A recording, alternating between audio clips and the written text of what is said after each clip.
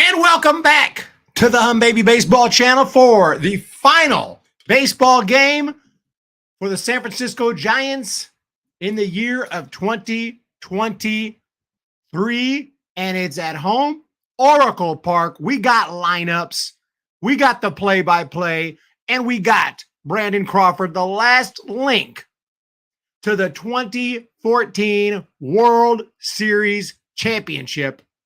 We haven't had one since, and we definitely ain't going to have one this year, but we do have a very impressive young pitcher named Kyle Harrison, and we're going to see what he can do today on the mound. What's up, Daniel Barry? Sports Highlights. So thank you guys for joining today. Let's go through our starting lineups brought to you by... I can't find it. To hell with it. Betts in right field. Freeman at first. Will Smith at catcher. JD Martinez DH. Max Muncy at third. Chris Taylor in left. Rosario at second base. James Outman in center field. Kike Hernandez will be at shortstop today. And on the mound is going to be the young rookie, Bobby Miller, who made his major league debut earlier this season, as did Kyle Harrison. It's the battle of the rookies. For the San Francisco Giants today, Brandon Crawford leads it off. We are going to get him as many at-bats as possible. He's in the leadoff spot today. Will be followed by Wade Jr., Tyro Estrada at second, Conforto in left, Peterson as the DH, Yastrzemski in right, Tyler Fitzgerald, who went deep yesterday and very deep, is in center field, Blake Sable behind the plate, and Casey Schmidt at third. So the young rookies, very prominent in the lineup today, but we have the veteran is going to be in the leadoff spot. And let's hope for a very nice game here. And I got a feeling Brandon Crawford might, just might, go deep today in his final game. What's up, Logan? 707. End of an era today. Got me emotional seeing the last Dynasty guy hanging it up. The end. It's it. And obviously he might not retire. And Joe Boyd said right away, we don't know yet that it's his final. I mean, let's not be too technical about it. We pretty much know he's not going to be back here next year. He hit under 200. Giants are in a transitional phase. Got rid of the manager. We're winning is everything next year. Giants fans have lost patience. The 2021 season was nice, but we got kicked out of the playoffs in the first round, so that has to be noted. I don't care if we win 162, we go 162-0 and lose in the first round. It's like, okay, let's go. We're here for a World Series. We're here to compete all the way through October, and here we are in the 1st of October. This will be the only October game. This is, I guess today would be the Orange October, because this is the only October Giants game we're going to have this year. But Crawford, if he decides to come back, it would be either with someone else or on some kind of minor league deal where he's got to earn it in spring training. And then even if he does make the team, he will not have a long leash like he did this year. If he doesn't perform, he would be let go. But yeah, I mean, technically speaking, we don't know. He hasn't made a final decision. The W. Kovacs, the best Giants shortstop in history, should have won more Gold Gloves, definitely. I hope Brandon Crawford doesn't retire. I'm praying he resigns. What's the difference? Oh, resigns. I'm an idiot. Billy, I apologize. I misread that. I thought he said, hope he doesn't retire. Hope he just resigns. No, resigns. I like I said, I don't think so, because we're not going to bring back someone who hit under 200 this year and is injury prone. But like I said, a minor league deal, invitation to spring training, I think is possible if he was really wanted to come back and do one more year. And he'd have to ask what's different from last year, what's different from next year to this year. Like, is he in better shape? Has he had some kind of surgical procedure? I don't know. Get my drink ready here. Skittles, apple flavor. Skittles, water flavors. Bomb. They aren't going to win it all next year. Don't be delusional. I don't know if I said they were going to win it next year. I don't remember talking to me. No, I say things and it gets like twisted into something I didn't say. They might win it. I mean, anyone could win it next year. We don't know what next year. We don't know what's in store for next year. But I didn't say they're going to win it next year. I said they need time to start competing and try to make a push and try to get in the playoffs and bring a competitive product to the field so that we can actually dream of a World Series. We're not even dreaming of a World Series with this team. Huge difference, ladies and gentlemen. But I appreciate W. Kovacs, big supporter of the channel. I'm not sure what I said to indicate I didn't predict the Giants were going to win the World Series next year. But I like all Boston sports. Jeffrey Jamestown, baseball commissioner. Loving the Boston sports. I remember you. I will remember you. Yes. Did you hear? No, I did not. Tim Wakefield, the knuckleballer. What happened to Tim Wakefield? He's young. He's a young man. Don't be kidding me. Hate to hear that news. Guy's a young man. Yeah, 57 years old. 57 years old. Brain cancer. I didn't know he had brain cancer. Well, this stream starts on a sad note. Tim Wakefield dies of brain cancer. I honestly, I woke up about 30 minutes ago. Made his public brain cancer diagnosis late last month. I didn't hear that news.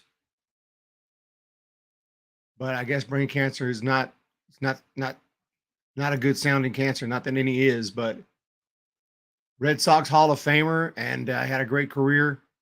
And that's really sad.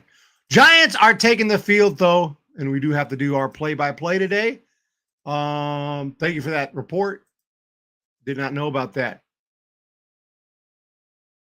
57 years of age. Brandon Crawford's on the field right now, and he is tipping his cap to the crowd. The crowd is giving him a big hand. He's signing an autograph, and I got an autograph from him in person this year. He signed an autograph for me as well. So on the last, that was down in Houston. So much appreciated.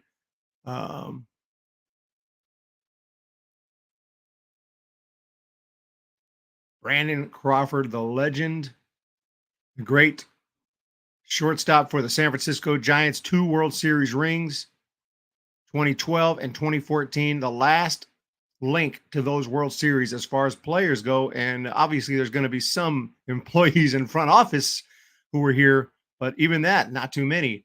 Many of us fans were here, and many of us fans go back to the fans are the longest tenured in any Major League Baseball team. Players come and go. Some of them stay longer than others. Front office come and go. Employees come and go. But the fans, we stay.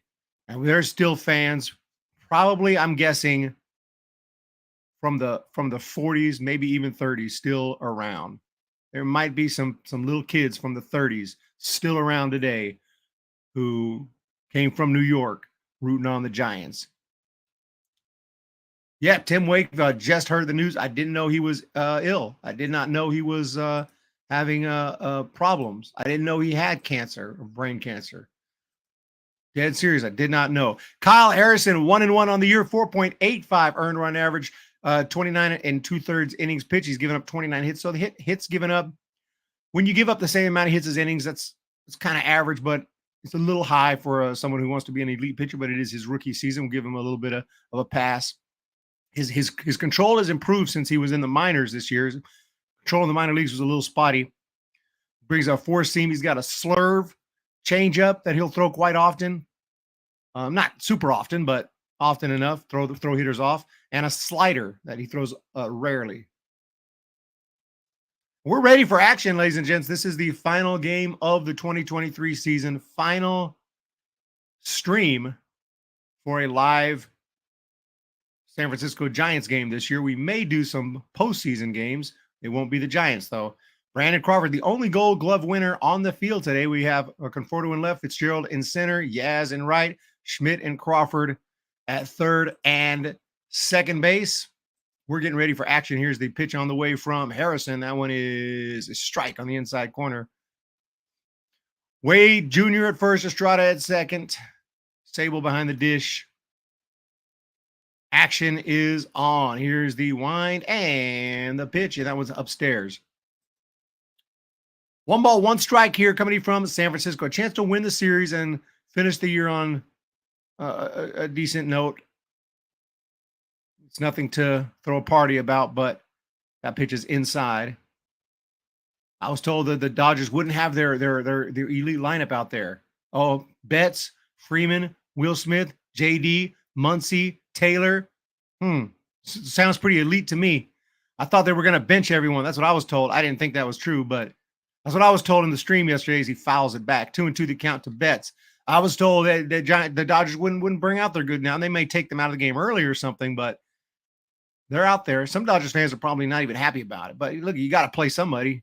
You don't even have enough players on a roster as the pitch comes in because they're swinging a foul back to just bench all your important players.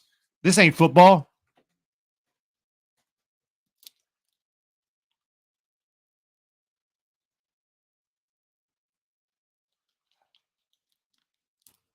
Here's the pitch on the way from Kyle Harrison, and it is swung on and hit high and deep to center field, but playable. Tyler Fitzgerald makes the catch. 1 down. Rooting for the O's, the W. Kovacs. They should win it all for Brooks, who also passed away. Everyone's passing away. This is really sad. And, we don't know how much time we got. Nobody knows.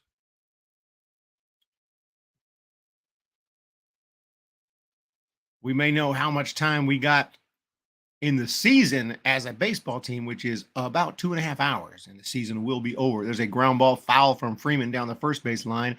Freddie, 333 on the year. He is a bona fide superstar, 102 driven in, 29 bombs. He's looking for number 30, and he knows he's at 29. He knows damn well.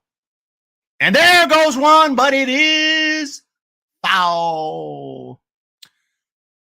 No balls, 2 strikes. We're here at Oracle Park.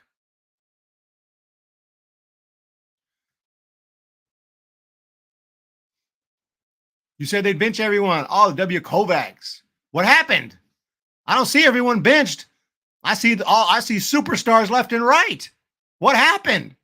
I wish they would have benched everyone. I wish that was true. Maybe they'll take them out early. That pitch is upstairs. Keaton Wynn, Tristan Beck, and Kyle Harrison. 3 rookie pitchers starting the final series. There's the pitch. Inside. Did it hit him? It may have. He's taking first base. So we got a hit by pitch here. Freddie Freeman gets nicked by that pitch. And he takes first base. Beautiful Oracle Park here in October. And that's it. After this game, it's time to start preparing for next season.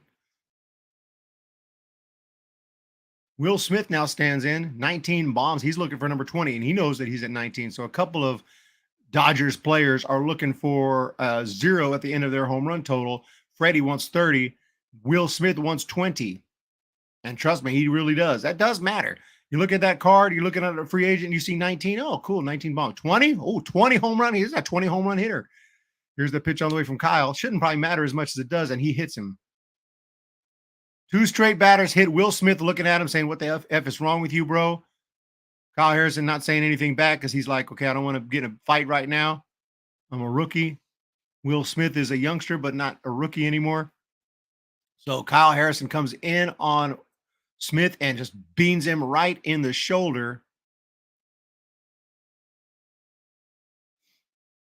It does make you mad. I mean, I don't know why anger is always the first feeling when you get hit by a pitch, because it hurts. You're just pissed.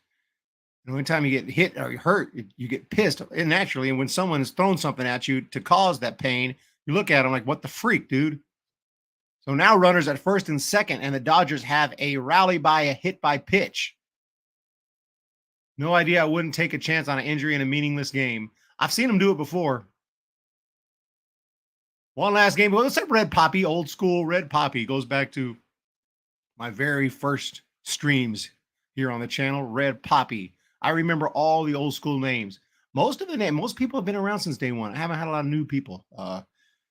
We pretty much took off right at the beginning, and we've maintained. That's not totally true. We've been advancing subscribers, but not as much in Giants supporters in the streams. But you know what? We're gonna keep on rolling with it. That one down low and check swing, no swing. Got a few new faces. JD Martinez has been around, I want to say, since the early 60s, hitting 328 on the year, 10 home runs, 72 driven in for the veteran. And Kyle Harrison deals. That one is a breaking ball that hits the outside corner. 1-1 the count. Oh, thank you so much, Red Poppy. You are so much better than your sub count. Hey, we're moving up there. I mean, hey, if you're not proud of 30,000 plus subscribers, then something's wrong. I mean, I can get it that you want more. That's one's fouled off. You have, there's expectation. You have goals. Someone might, I want to hit 100,000. I want to hit 1 million. That's all well and good. But if you don't appreciate 30,000 people hitting that subscribe button, something's wrong with that. You gotta appreciate every subscriber. 1 ball, 2 strikes to J.D. Martinez. The pitch on the way from Kyle Harrison is swung on and laced, left field, dropping, diving catch out in left field by Conforto. What a play right there.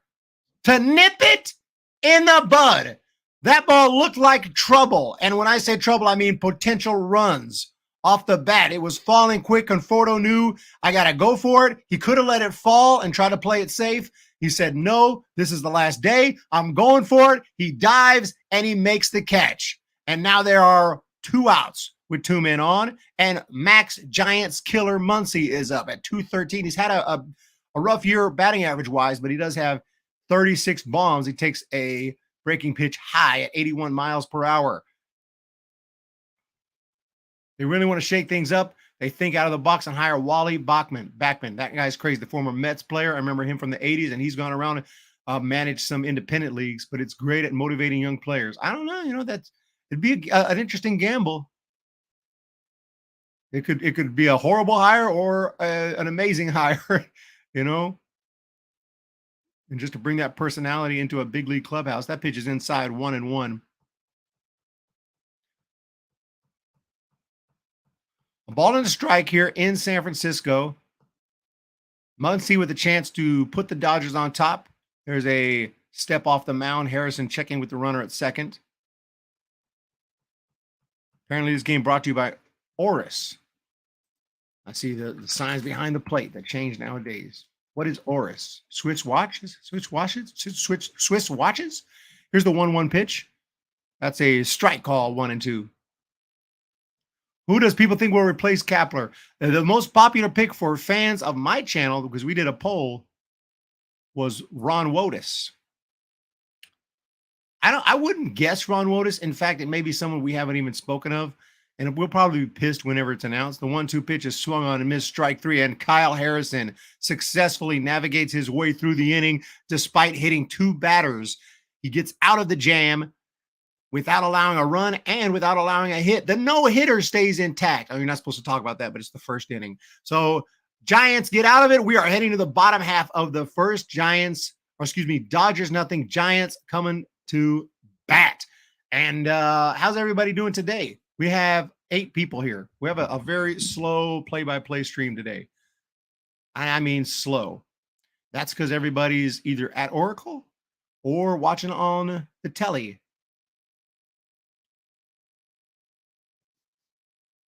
Red Poppy Logan.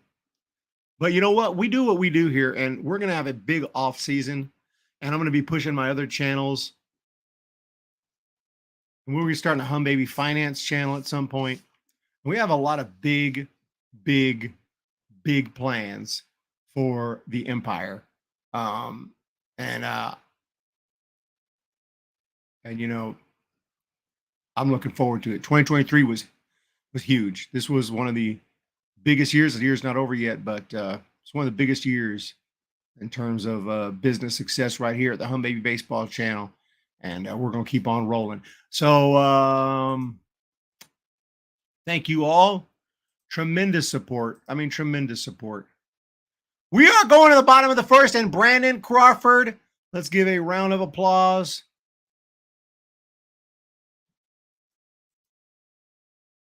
To Brandon Crawford. People are holding up the signs. People are holding up the signs for the legend. He realized this could be his last time playing Major League Baseball. I hope the Giants have a big offseason, but I have to hope of this channel getting 100K. Yeah, it's tough to get 100K, man. That's when you get the plaque and everything from YouTube. That's like the number. It's sort of changing. It's not as big of a number as it used to be for YouTube subscribers, but that is like, as the crowd gives a standing ovation, we'll see if they give him a strike. Oh man, I would be hilarious. Because he has to step out and acknowledge the crowd. They did it to Romo in spring training as Crawford digs in, and we're ready for baseball here. Bobby Miller. I'm a big Bobby Miller fan, despite him being on the Dodgers. Throws a strike on the outside corner. No balls and a strike here in San Francisco. Let's see if Craw can do something here and get this crowd going. He swings and misses. 0-2. Bobby Miller ain't going to take it easy on him at all. JP Crawford batting practice right now. All I can get is the Mariners game. The Hum Baby Empire. Here's the pitch. Down low and inside. I do seriously want to start Hum Baby Finance, but I feel like I need to get myself. I'm in the best financial situation I've been in my entire life, but by no means do I think I'm quite at the point that I can talk about it with and garner some respect. Swing and a miss, strike 3. So I got to get a little bit better off before I go full on with the Hum Baby Finance channel. Strike 3, swinging to Brandon Crawford. 1 down. That'll bring up Wade.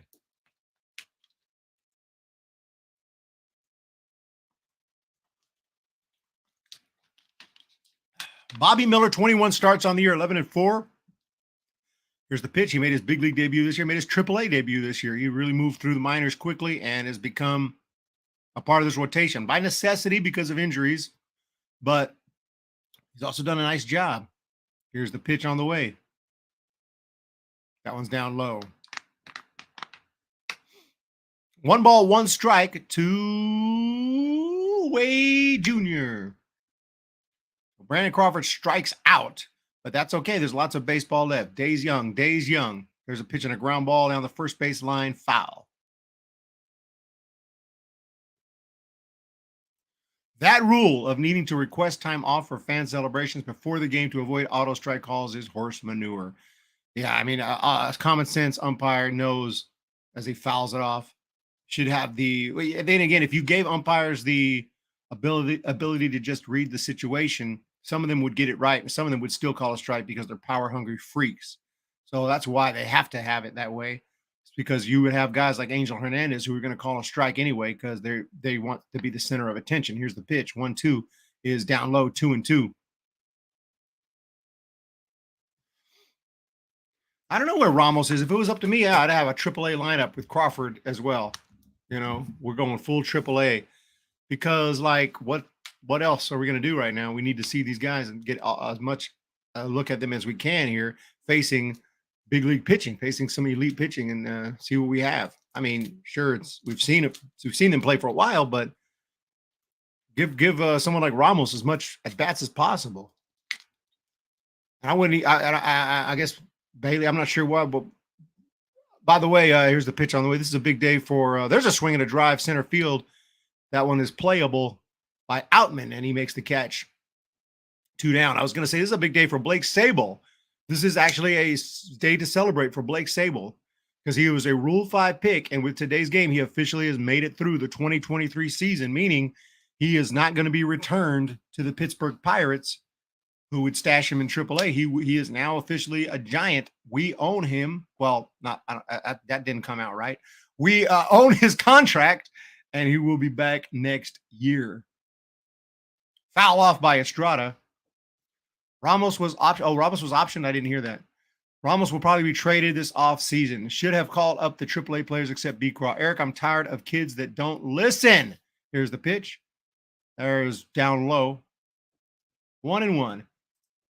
Yep, the Rule 5 man made it. Doug Eddings annoys me more than Angel Hernandez at calling balls and strikes. For everything else, Angel annoys me the most. He's one of the worst. Here's the pitch. Ground ball back to first. Bobby Miller throws him out. And that is going to do it for, isn't that 3? Freddie Freeman threw the ball to second like it was not 3 outs. So that's going to do it for the Giants. We're heading to the second inning. 0-0 is the score. I was thinking of doing a worst 10 umpires ranking, and it would probably get mad views. I just don't want one of those umpires to come after me because they are unhinged and sort of insane. Still platooning, man. Wow, it was far on controlling the team all along. Exactly. I mean, nothing's changed. We're doing it. Nothing's changed. I mean, it's only 3 games, but I haven't noticed any major changes in philosophy or lineups or anything. The front office does the lineups. And watch next year, whoever we get, same deal. With former Giants managers as skippers for Texas and Houston, with Texas having Bruce Bochy, Houston. That is interesting. The state of Texas is dominated by our greatest 2 living managers, basically, with Bruce Bochy and Dusty Baker. Is that even arguable? Is that our 2 greatest living managers that I can think of? So that's interesting. If they face each other in the playoffs, which would I root for? Bochy, because I like the Rangers better, and I would root for Houston had they not won it all last year. But since now Dusty has his World Series, I mean, I'm not opposed to him winning more World Series and really cementing himself as a future Hall of Famer. But I'd root for the Rangers because I have family there near Dallas, and I visit Dallas all the time. I've only been to Houston a couple of times. What's up, Logan? Current or including this year, current or worse in history? Oh, our offense stinks so much. It's hard to say worse in history. We'd have to look through at some of these teams. Giants have been around for a long time. I-Man report, but worst at runners in scoring position, I have no doubt. Here's the pitch from Harrison, which is a strike. Sable will probably start 2024 in sack. Yeah, very, very likely. Current and worst in history, 2 videos. Oh, you're talking about the umps. I thought you were talking about the Giants offense. There's a foul back. Angel is surprisingly good at calling balks of all things. Seems appropriate for him given that it is an umpire throwing himself into the game. He got to be the center of attention. We got 19 people. We still have the chat starting to wake up here in the second inning. Hopefully we'll continue to increase in that view count as we go through the game. That one's outside from the great Kyle Harrison. But yeah. He's bad. Ned Coletti's an experienced baseball mind. Here's the pitch on the way. And he knows the Giants. And he's been around successful organizations. Here's the 2-2 pitch. Strike 3 call. So there's the strikeout for Harrison. And, you put Farhan maybe as a general manager, put him somewhere lower as the analytical specialist or something. I don't mind Farhan being there, but yeah, Ned Coletti, I would love to give him a chance at running the show in the front office, 100%. Astros likely to be parting ways with Baker after this season. Really? Is that a report? Kind of weird.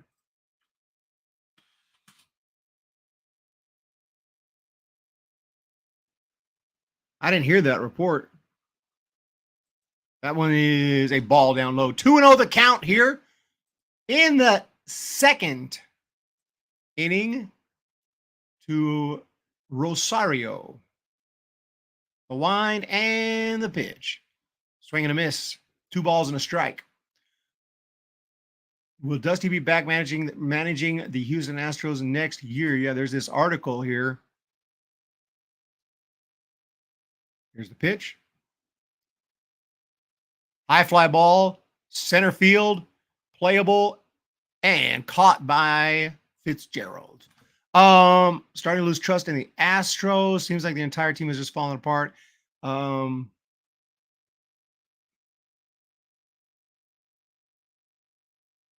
yeah, you're right. There's some definitely some rumblings about that. A little surprising because not like the Astros have been terrible. 89 and 72.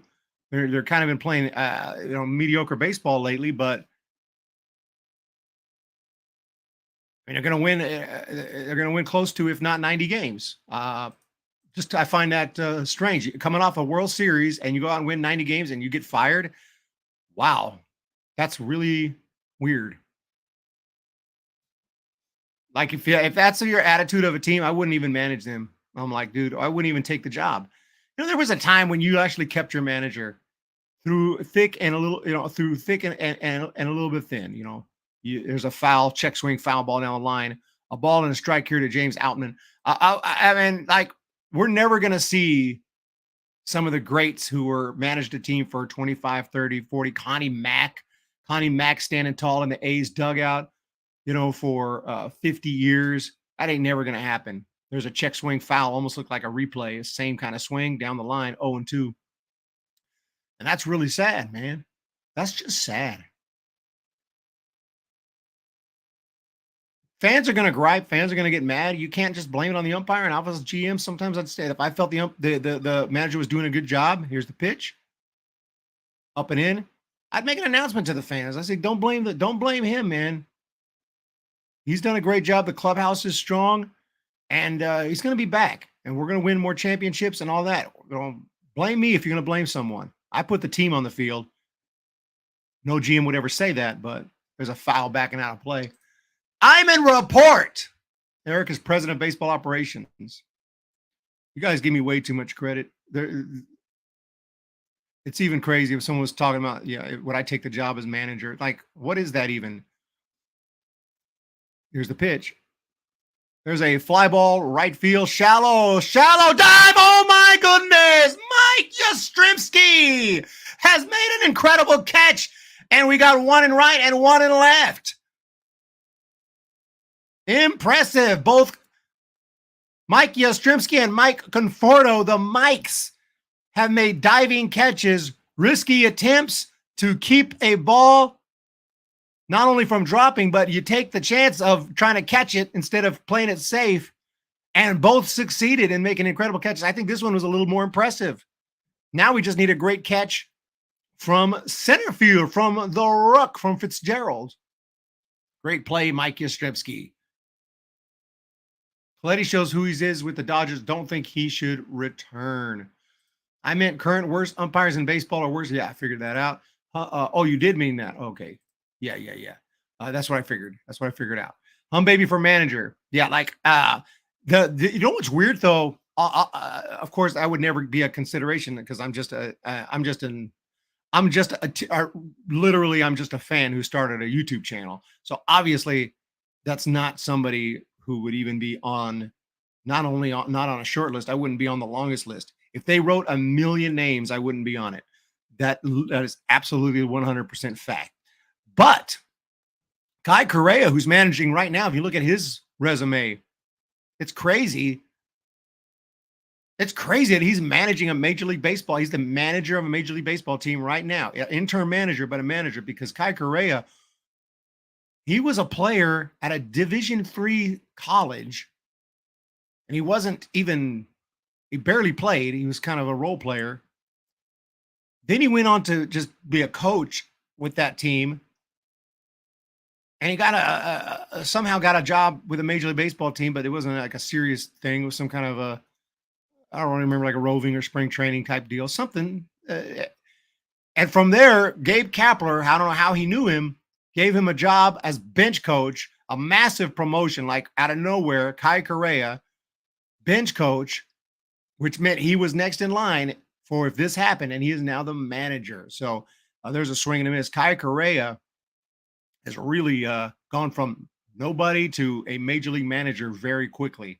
He's only like 35 years old. He's younger than some of the players. He's probably younger than Crawford. Here's the pitch. That one is high to Conforto, 1-1. And we don't have official word on Crawford retiring, but we can assume this will be his last game with the Giants. It's not 100%. Nothing's 100%, but that one's down low. It is a rumor that Baker may be replaced with Joe Espada. I remember him. He was in rumblings with the Giants a couple of years ago. What's Brian Sabean up to? Well, he's with the Yankees now. Here's a foul ball. Eric advice is good to go back to X. Maybe not with Sabean. My advice is to go back to your ex. I can't go back to my ex. I wouldn't mind Baker as Giants manager. More realistic, I could see him hired as an advisor.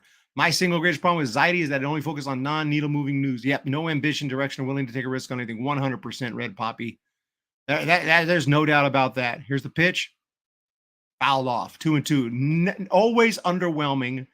Almost every move. Have we ever had a move? Okay, the Carlos Correa was exciting for 5 minutes until it didn't work out. It was more than 5 minutes, but that was the only gamble he's really taken, and we didn't go through with it. There's a strike 3 call on Conforto. If we had gone through with that, I don't even know if Crawford would be here right now. And we'd have him for 12 more years, but he had a rough year this year. So it would be looked at as a terrible deal. Because if your guy on a 13-year contract sucks in year 1, oh my God, you better hope that he has a huge bounce back season. And it was just an off year. Here's the pitch to Peterson. There's a swing and a fly ball opposite field, falling into the glove of the left fielder for the out. 2 down.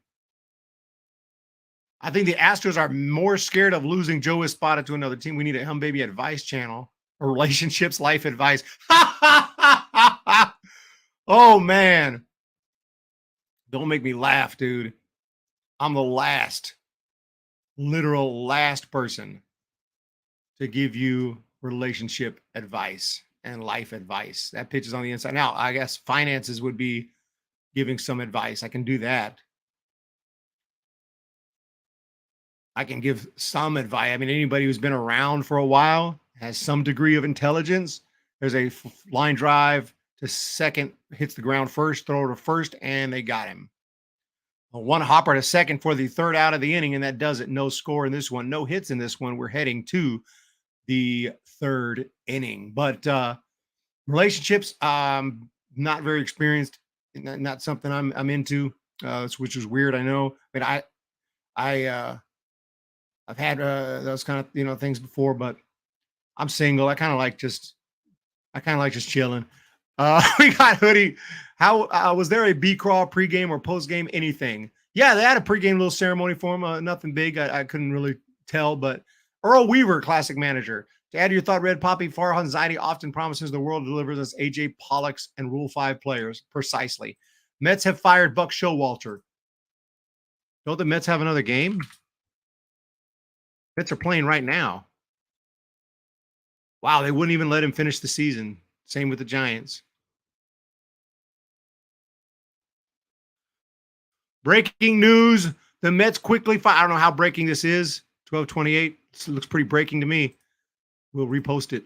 The Mets quickly fired Buck Showalter. Not exactly a surprise. Maybe they should consider firing their GM, Billy Epler, who has a ton of resources every year in New York and Anaheim. He largely stinks as an executive, so do us too. So, yeah, that's it. Thank you, Chris Russell, a.k.a. the Rooster. Okay. We got Buck Showalter fired after a horrible season. And Buck Showalter, you hear that name, that's one of those classic MLB managers. He's 67 years old. He's been around for a minute. Managed the Yankees back in the 90s, the Diamondbacks in the early 2000s before Bob Brenly took over in late 90s, and Texas Rangers for 3 years back in the 2003-2006 time frame. Then the Orioles, remember, he was with Orioles for a hot minute there. During all the world championships for the Giants, he was with the O's, and the Mets hired him last year to come over here and take care of business. He won Manager of the Year award. The Mets had a strong season, but like I said, here's the pitch on the way from Harrison. There's a swing and a drive, center field. Not too deep, playable for Fitzgerald, and he makes the catch, one away. The leashes are as short as they've ever been in the history of baseball for managers. You know, and it's just not realistic. You're not going to go win a World Series every year. You're not going to go win 100 games every year. Things are going to fall apart. It happens. There's good times and bad times. And if you can't understand that, you're just going to be switching managers. You know, it's a miracle we had Bochy as long. And the reason we had Bochy as long as we did, as there's a strike call, is one reason and one reason only. 3 World Series. 3 World Series. Here's the pitch on the way. 0-1 from Harrison is a check swing ground ball foul down the first base line. If you think about that, like you win 3 World Series, you've extended the rope. But even then, it wasn't the longest of ropes. And after a few tough years after that last World Series, even he was he retired, but whatever, he's gone. Here's the pitch. Upstairs for a ball. 1-2. Mets have fired Buck Shoulders. Is that the opposite of a mic drop? Yeah, he's a liar.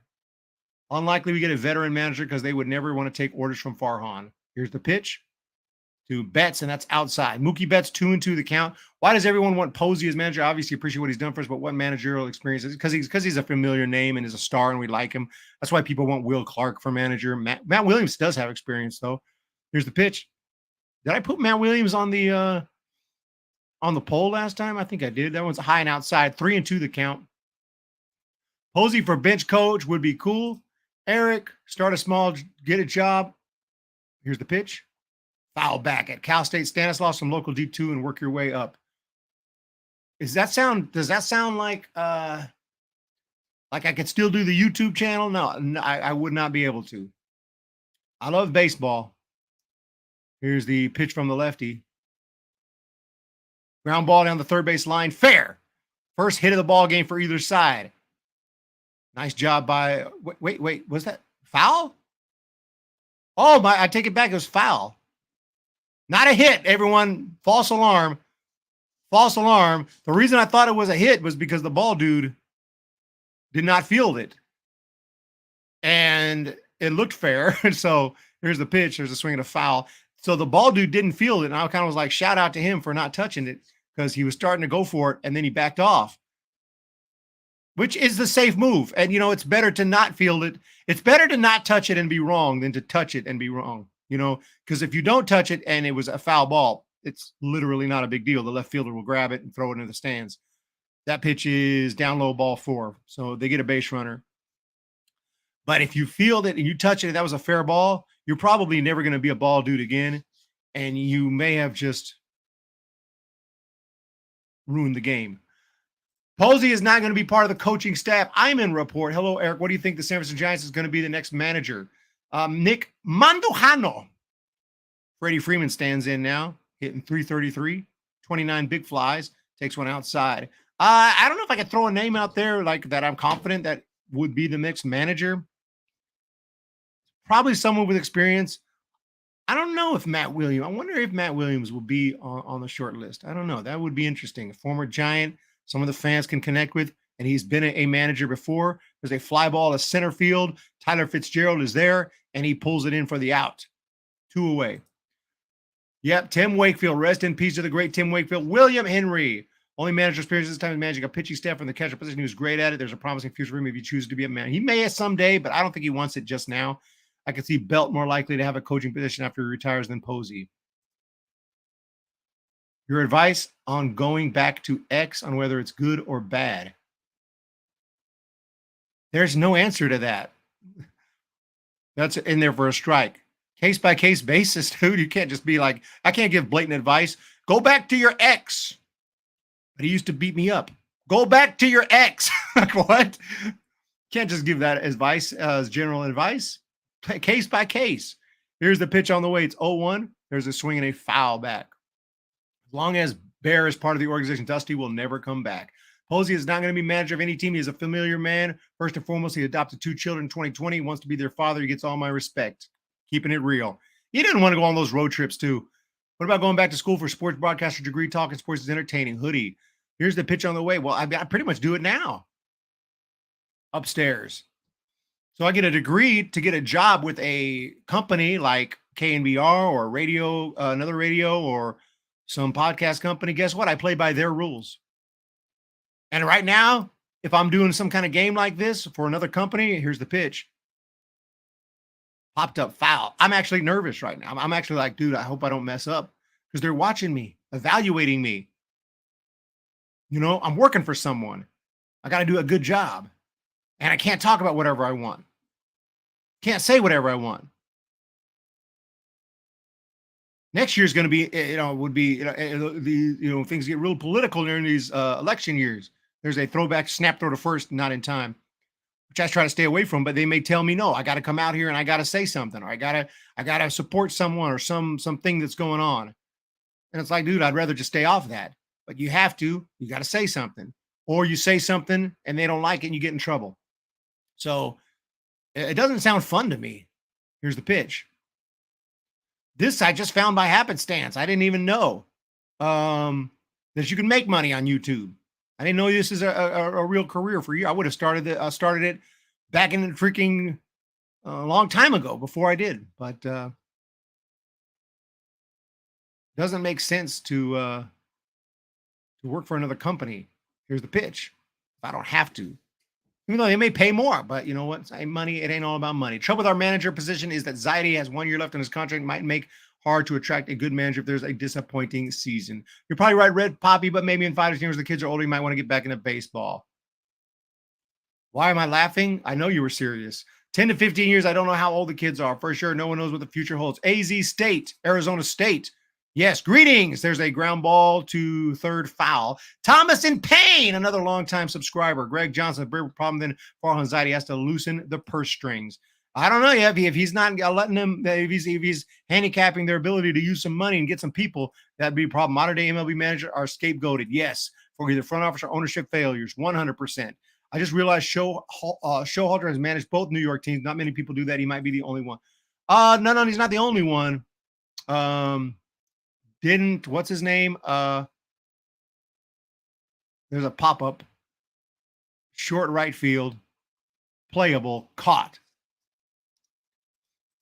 I'm forgetting his name. There's a legendary manager who I think managed both. And his name is slipping my mind. Joe Torre did, but that's not the one I'm thinking of. Joe Torre managed the Mets back in the 70s. And then, of course, he's famous as Casey Stengel's who I'm trying to think of. Casey Stengel managed the Yankees for years, for over 10 years. And he also managed the Mets during their very first years when they were just getting going and they sucked. The Mets sucked and Casey Stengel couldn't do anything about it. So there have been managers. Yogi Berra both briefly managed both. So there have been others. Bochy made it through some of those long seasons, the twilight of Bond's careers. Thank goodness for that. Kapler was not the best manager, but he got an axe for Zaidi's failed roster, keeping it real. Chili Davis for hitting coach, get all the former Giants. Rigetti, bring him back. Rigetti. If I'm the GM, I get rid of the ball dudes and get the ball girls and bring in cheerleaders. Cheerleaders a little over the top for me, but the ball girls I'm for. I'm thinking Will the Thrill. Yep, Alex Palovich has seen Stephen Vogt on his short list. Stephen Vogt. Matt Williams made some bad moves when he managed the Nationals. Maybe he learned from them and is much improved, but maybe not. True that. And he had some health issues recently, but I'm hoping he's totally okay now. I'm hoping that he's fine. I think he had some kind of cancer, but I hope it's in remission. No future in radio. There you go. Vogt is hilarious. Might be good at managing because Bochy was a catcher. It moved me to think catchers. Catchers typically do a good job. Go Harrison. You wouldn't be able to play chess if you worked for someone else. True. Just don't say anything. Yogi Berra managed Mets and Yankees. It's not just that. Sometimes you have to say something. Let me tell you. Let me say this. Let's say 9/11 happened this morning. Am I supposed to just pretend it didn't happen? Of course, I'm going to say something, right? You try to be neutral and try to say the right thing, but it's very, very, very tough this day and age. So. When major events happen, sometimes people want to know your thoughts. Sometimes people, it's very difficult to, when I'm talking major events. And I'm just saying, you work for a company, they want you to say things. Remember the vaccine thing? I never really talked about it. Giants had it on the field, freaking vax up. Some people were all for it. Some people were like, no, I don't want nothing to do with that. So I don't say anything about it. But if I work for the Giants, you better freaking say something about it. I mean, it's on the freaking field. And then again, maybe the Giants announcers didn't have to say too much about it, but I wouldn't be an announcer. I'd be like a radio voice. So I'm definitely more expendable than they are. William Henry. They've been shaky this whole season. It's unlikely to win a World Series the way they've been playing. I hope I'm wrong. You're talking about the Dodgers, obviously. Anything can happen, bro. Anything can happen. Maybe because they're shaky. That pitch is ball 3-2 the count here in the third inning. Maybe because they're shaky, they'll actually win it. Because when they're hot and looking good, they usually get their asses kicked in the playoffs.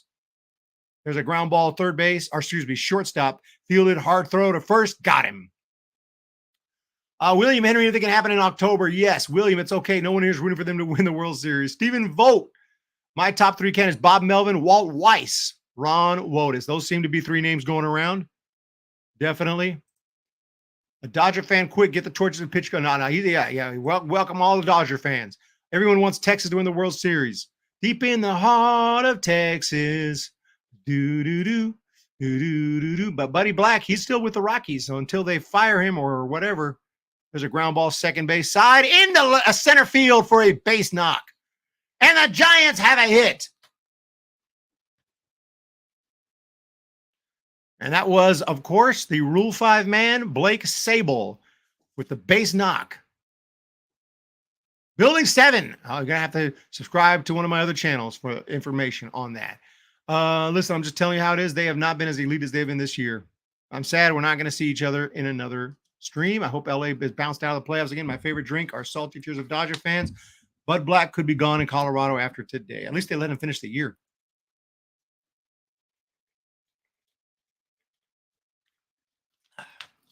Strike 1 to Casey Schmidt, who's yawning. That tells you everything you need to know about the 2023 season. It looked like it. It looked like he took a strike. He was like,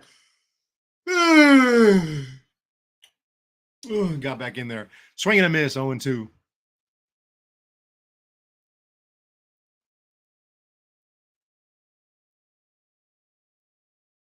I have backup channels, but they're not. I have some private channels, basically in case something goes wrong, and I get. You never know this day and age. You get canceled or something. I got some backup channels. I don't plan to get canceled or have any reason to, but it's scary this day and age. Okay. 1 ball, 2 strikes, third inning. Here's the pitch to Casey Schmidt. Down low and outside. 2-2. Yahoo! Go Schmidt. Red Poppy. What's a trooper? I know you're not talking to me because I didn't say anything about Building 7. I just read the comment. I said, you have to subscribe to a different channel. That's all I said. So I know you're not calling me a trooper, whatever that is. Here's the 2-2 pitch. Swinging a high pop-up. Right field. Playable. And the catch is made. Sable returns to first. 2 outs in the inning. Yeah, cancel culture is garbage. YouTube is very fickle.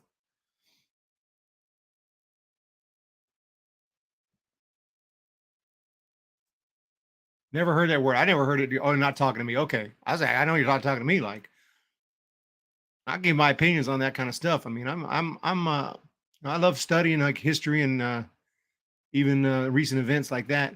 The more recent, the more you can't talk about it. Here's the pitch. Strike on the inside corner. I got like 50 books on old presidents. I used to read them all the time. Haven't had a whole lot of time lately. Here's the 0-1 pitch, biographies and such. 0-1 to Craw. Fouled off. 100 miles per hour on the inside heat right there. Craw gets a piece of it. What's up, Sebastian Gonzalez? ¿Cómo estás? Bienvenidos. I can't see that logo. Is that a Warriors logo? It looks like a Warriors logo. Is that a Golden State Warriors or?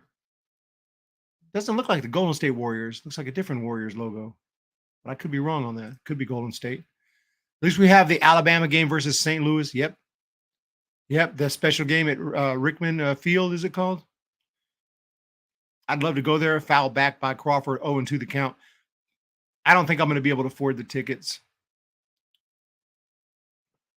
I mean, I can afford them.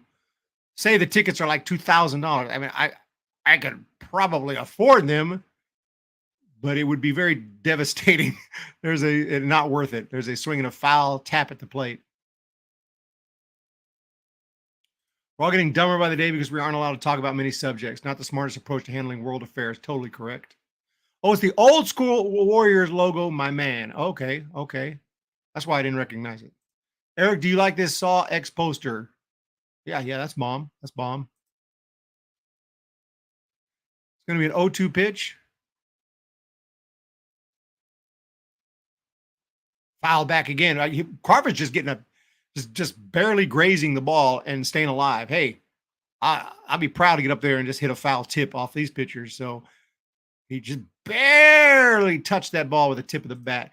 Thoughts on the Giants on a new manager? Get a better GM if possible. I mean, we are. Yeah, we'll see. Kai Correa may be on the short list. Who knows? What if the Giants would have swept? What if the Giants would have swept this last series and like blown out the Dodgers 3 times, like 12-0, 14-0, 7-0? As Crawford swings and misses strike 3, he struck out twice today on his special day. I wonder if people would have been like, dude, Kai Correa for manager. This dude knows what he's doing, even though he didn't do anything. This is crazy where the Dodgers offense at. This might as well have sat everyone today. So far.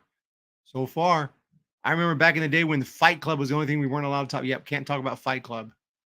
Colts just tied the Rams. That's okay, Fable. I forgot to check on my fantasy team. I totally forgot. I'm going to try to do that in another window. I completely forgot to update my team. I probably got benched. I mean, I probably got injured players in my lineup. I probably got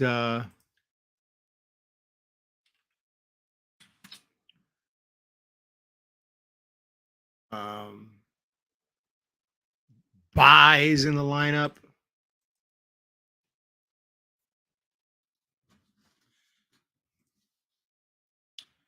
Deep in the heart of Texas. Civil discourse is how we learn or realize we were wrong about something. It's time to focus on being wrong instead of learning from mistakes. Problem is most people who are politically inclined deep on one side or the other are never changing, are never going to, they're just in too deep. Like they're never, you can give the most logical explanation. It ain't going to matter. So some people, can't really be talked to. They just get mad and you can't even give an evaluation on any political person without, freaking out. You know exactly who I'm talking about. William Henry, I hope everyone here is having a great weekend. I'm currently watching the Rams blow a 23-0 lead against the Colts. I enjoy that a lot from the 49ers fan. Very nice. Dulce. Fantasy baseball super weird this weekend due to rest days and benching guys. 100.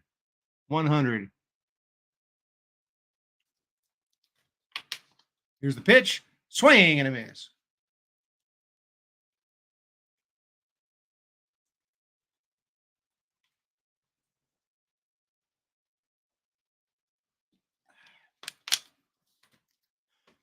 Big game today. Not really, but Brandon Crawford's final game of the season and maybe of his Giants career, maybe of his MLB career. He's 0 for 2 so far today, which is why it's the end of his MLB career. It's 0 for 2 with 2 strikeouts. Just swinging a foul ball off to the right. That one's going to be up and into the seats at the edge of the arcade.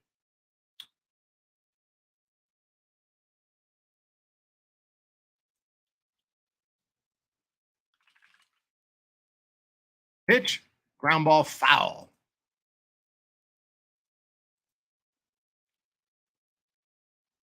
Partisan tribalism, exactly. 0-2 the count. Pitch. Swinging a high fly of a ball, foul into the seats down the right field line. Bounces up almost in the arcade, back down, caught by a fan on the hop, and he's super happy. Super happy. Harrison. Pitch. Look at this. He got him. Strike 3. Kyle Harrison with his 3rd strikeout of the ball game.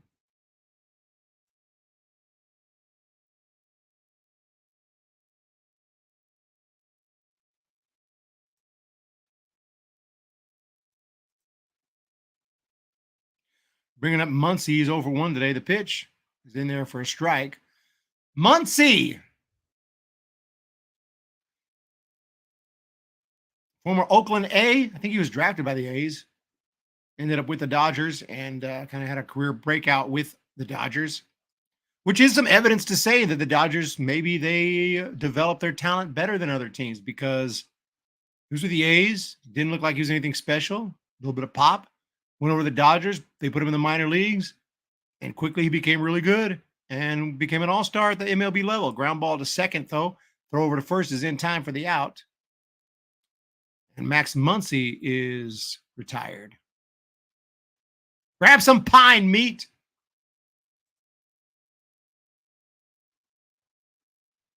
0-0.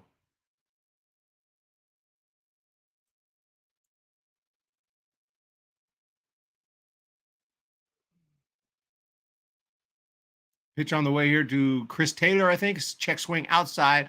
1 ball, no strikes.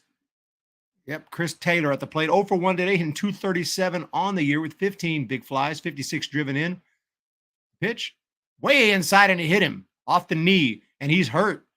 And he's hurt bad. And that's why you don't want your starters in the lineup at this point in the year. Chris Taylor is down for the count. 6, 7, 8, 9. Ding, ding, ding, ding, ding, ding. That's it. That's it. It's a knockout. It's a knockout. Taylor is out. No, but in all seriousness, he might be hurt. He's still down. Right off the knee. Ouch. Kyle Harrison has hit 3 Dodgers today. Dodgers fans are pissed. Holding his left knee. Trying to straighten it out now. He's not like in agonizing pain, but he's hurt. That hit him hard. Chris Taylor is down. It's not the worst guy to lose for the Dodgers, but definitely not good. He swung. He was ready to hit, and that pitch was just right at his knee. It's just a bad pitch from Kyle Harrison. His control is not there. He's hit 3 Dodgers today. The last Dodger hit was Will Smith, who was very pissed off when he got hit. And now with this one, I think that I can't really tell that any emotions are escalating, but you would think Chris Taylor is now jogging and looks like he's okay. Looks like it's not nothing broken, nothing major. Maybe he's okay. He's going to stay in the game, I think. You would think the Dodgers are getting a little fed up with this. And if he hits one more dude, I could definitely see some temper starting to flare up.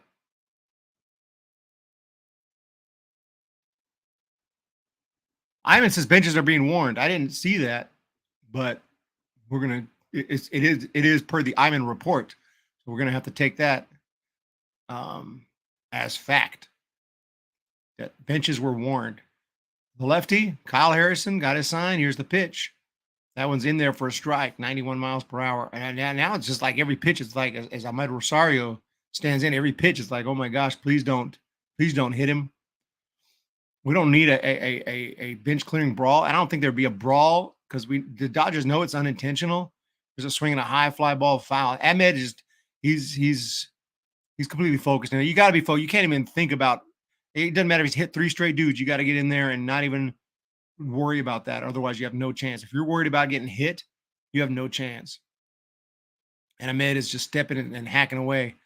Takes one inside. 1-2.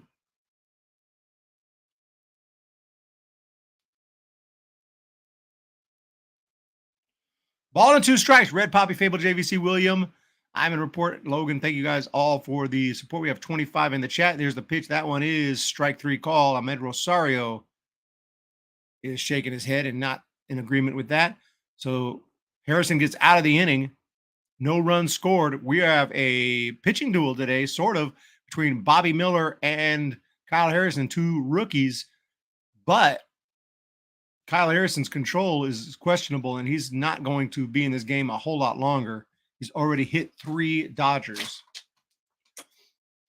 3 Dodgers have been whacked by a pitch.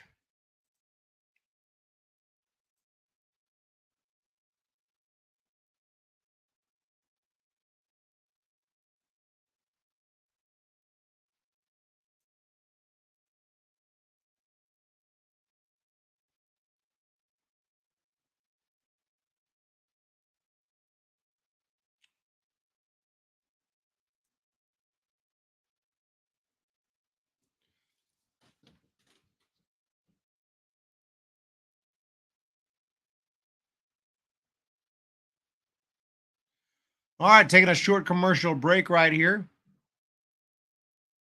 Let me know what your thoughts are on this game so far here. Middle of the 4th, no score. If Dodgers hit one of our guys, there will be an ejection.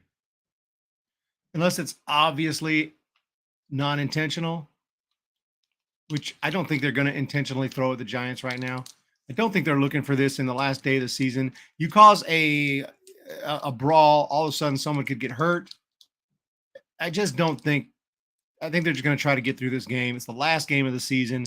I see no reason to try to escalate this thing by retribution when you know all 3 of those were unintentional.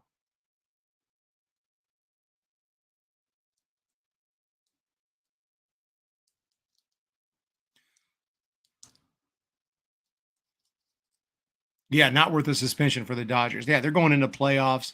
Not to mention, yeah, exactly. Here's the pitch on the way to Wade Jr. And he hits a high soaring pop-up into the clouds, dropping now. Shortstop, he's got it. That's Kike Hernandez, 1 down.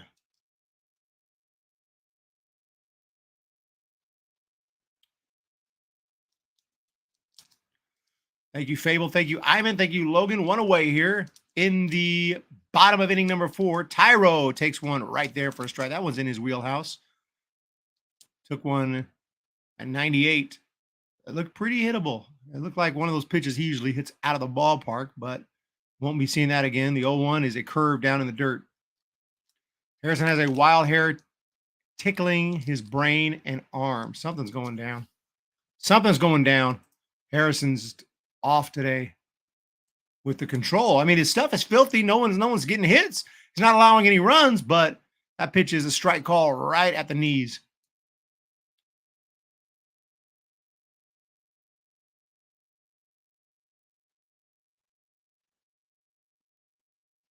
Here's the pitch.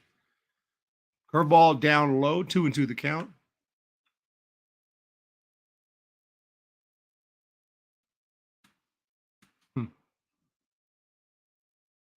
And the wind and the delivery. 2-2 pitch, swinging a ground ball, shortstop. Fielded there, hard throw it over to first from Kike. Got him. 2 down.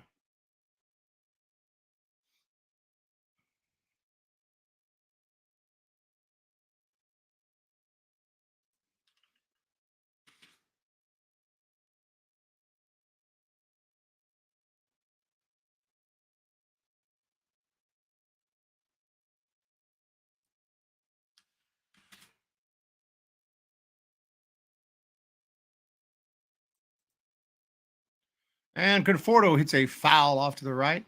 What's up, AM Echo? Sky, happy Sunday. Shake it, wild thing, hoodie. Conforto stands in.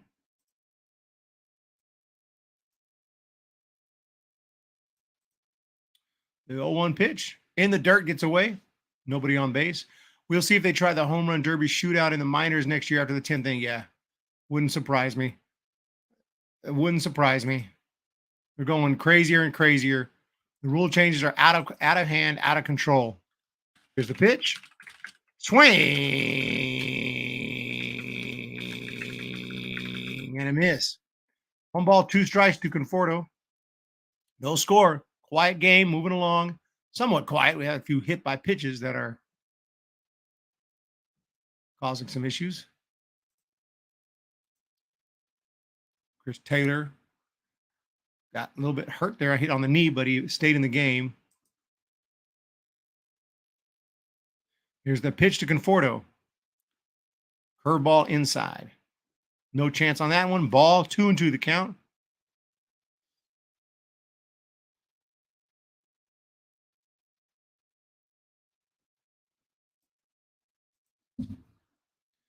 That pitch is a ball outside. 3 balls, 2 strikes to Conforto. Harrison may need some glasses, just like the Wild Thing. Yes, reference to the movie. Charlie Sheen. And here's the 3-2 pitch from Miller. Outside, he walked him, and the Giants have a base runner with 2 outs here in the 4th.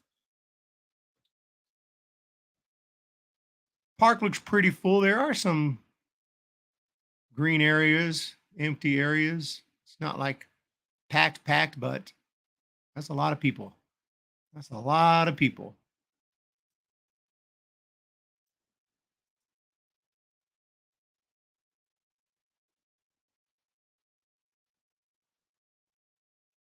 Okay, sorry. That's a strike call here to Jock Peterson at the plate. Jock 0 for 1. He flied out in the second. He hit only 237 on the year with 15 home runs. I'd like to see a little more production out of him. That one's in the dirt. Runner goes to second. The throw. He's safe. That was quick. Ball was kind of in the dirt, and Conforto took off. And he made it. So the pitch, he wasn't running at first. He saw in the dirt. He took off. I think the catcher didn't realize it for a second. By the time he threw it, it was too late. And that's a wild pitch, I guess. 1 ball, 1 strike. Bottom of the 4th inning. No score. Jock waves the bat. Runner leads from second. The pitch. Swing and a miss. 1-2.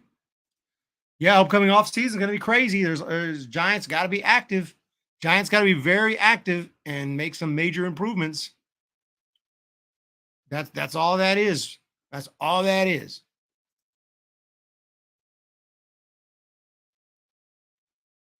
From the stretch, 1 ball, 2 strikes. Pitch. Swing and a miss. Struck him out. 3 down. That's it. That's the end of the inning. So he gets Jock Peterson swinging, and that's it. Outman, Hernandez, and Betts coming up for the Dodgers.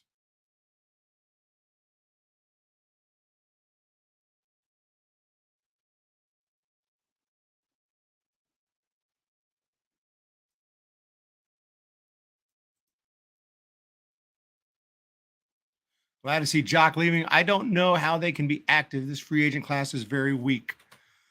There are some good starting pitchers, though. You can be active and get the best that there is. Yep, maybe last year was the year, but you just have to do what you have to do.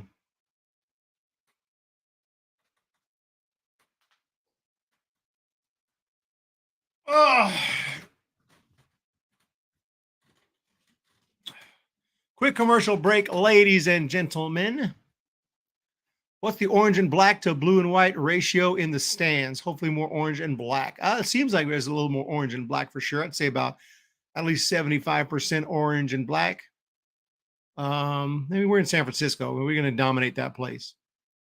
There are Dodgers fans who live not too far. Not too many Dodger fans are making the trip from Los Angeles, but a few are. Overpay for Bellinger. But what if he comes out and hits 180? What if he comes out and has one of those years that he's had multiple times?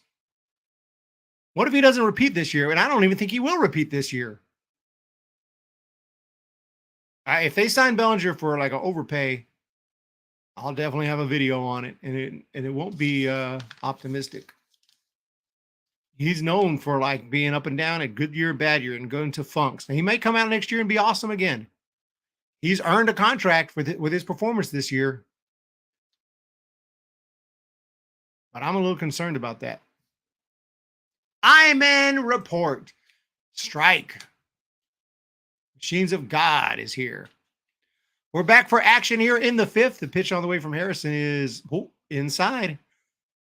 Kind of looked like it almost hit him, but James Outman didn't flinch. 1-0 the count. Obviously, he's not going to be deterred from throwing inside. And there's another one inside. 2-0. Kyle Harrison's like, hey, I'm coming in. Be ready. But now you got to come into the strike zone. It's got a 2-0 count. The pitch. Inside again. Like, what are you even doing? You're risking hitting them, and meanwhile, you're just walking them. Pitch. High ball 4. Cubs didn't make it. Cubs fell apart. Cubs had a meltdown. So a quick walk to start the inning, and out comes Bailey, the pitching coach, to have a word with Kyle Harrison. Do you guys think that Gabe Kapler is watching this game? Do you think he's watching the series on the TV? Or is he just chilling? I don't like either Ohtani or Bellinger. Both are too risky for what they're going to cost. I'd rather have Ohtani between those two because Ohtani is he's never not been good. I mean, Ohtani, you can trust if he's in the game, if he can hit or pitch, he's going to go out there and do well. Bellinger's not a guarantee of that. Far from a guarantee. I mean, I guess there's no guarantees, but you know what I mean.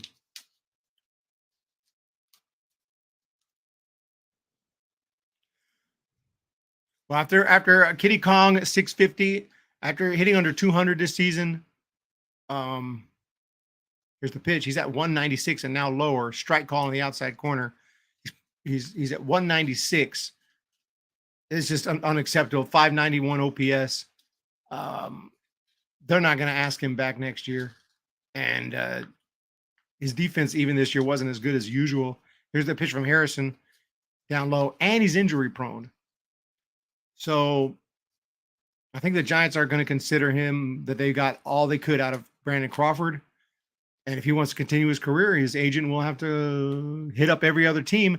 Giants might offer him an invite to spring training as a courtesy, a minor league contract, but that's about the best I see. Here's the 1-1. Swing and a miss on the changeup. 1-2. Kapler posted on X that he would watch the game. Really? No way. Kapler posted on X that he would watch the game? That's unusual to see a manager come out and say that. That's one's outside. Now I got to go look at Gabe Kapler's account on X. Oh, he had a response to. Oh, we have to read that during the break. He had a response to yesterday's decision. He's going to be. I haven't even read it yet. There's a fly ball, right field down the line. It's going to be Wade Jr. out there on the grass, makes the catch. I haven't even read it. It's going to be a super professional. He's not going to insult anyone. He's not going to cry about it. It's going to be straight professional. He's going to thank the fans. He's going to thank the players. He's going to be straight up professional. And I know that for two reasons. For one, that's what I would expect from him. But two, I would have heard about it if it was anything but. No team is going to want Crawford next season. Minor league contracts are a thing, though. High ball 1. Minor league contracts are a thing. He's at that point in his career. He's at minor league contract point in his career. If you guys remember, there's one guy, borderline Hall of Famer, played with the Phillies for many years. Here's the pitch on the way. That one is in there for a strike. And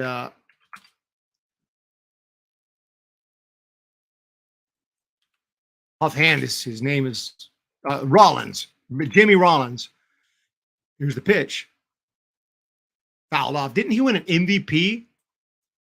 Am I misremembering? Didn't Jimmy Rollins win an MVP at one point in his career? Like he was a superstar. Yeah, MVP.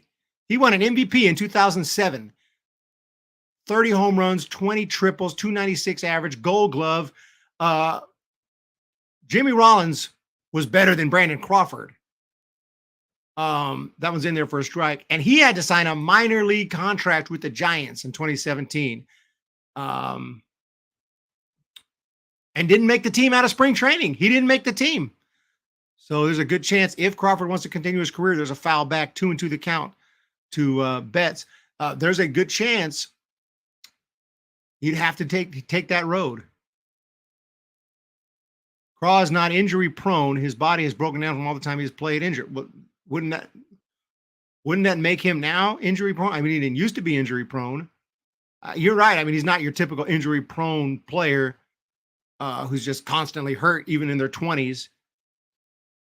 But I'm just saying, you can't trust Brandon Crawford to make it through 2024 season without going on the IL at least 3 times. There's no way. He barely makes it a month when he's off the IL. So call it whatever you want to call it. You know what I'm saying. That pitch is outside.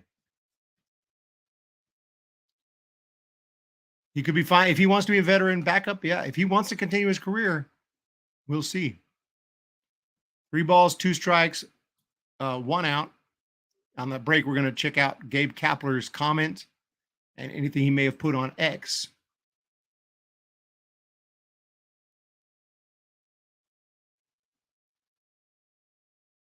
I don't see anything. I don't see on X where he said he's going to watch the game. That sounded weird to me, but let me know where that is. Maybe he replied to somebody. I don't see anything recent from him. I don't see anything about that. Foul back, 3-2 the count.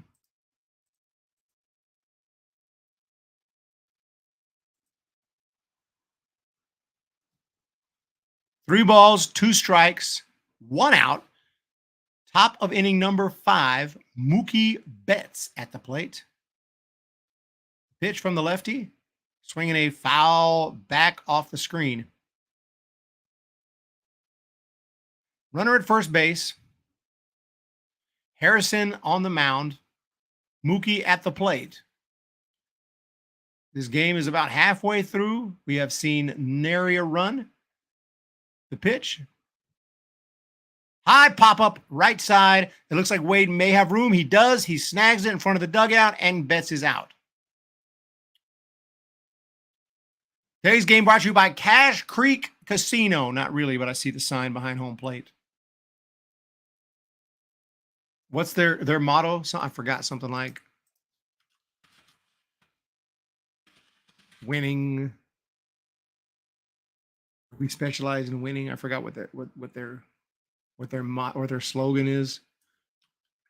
Totally false advertising.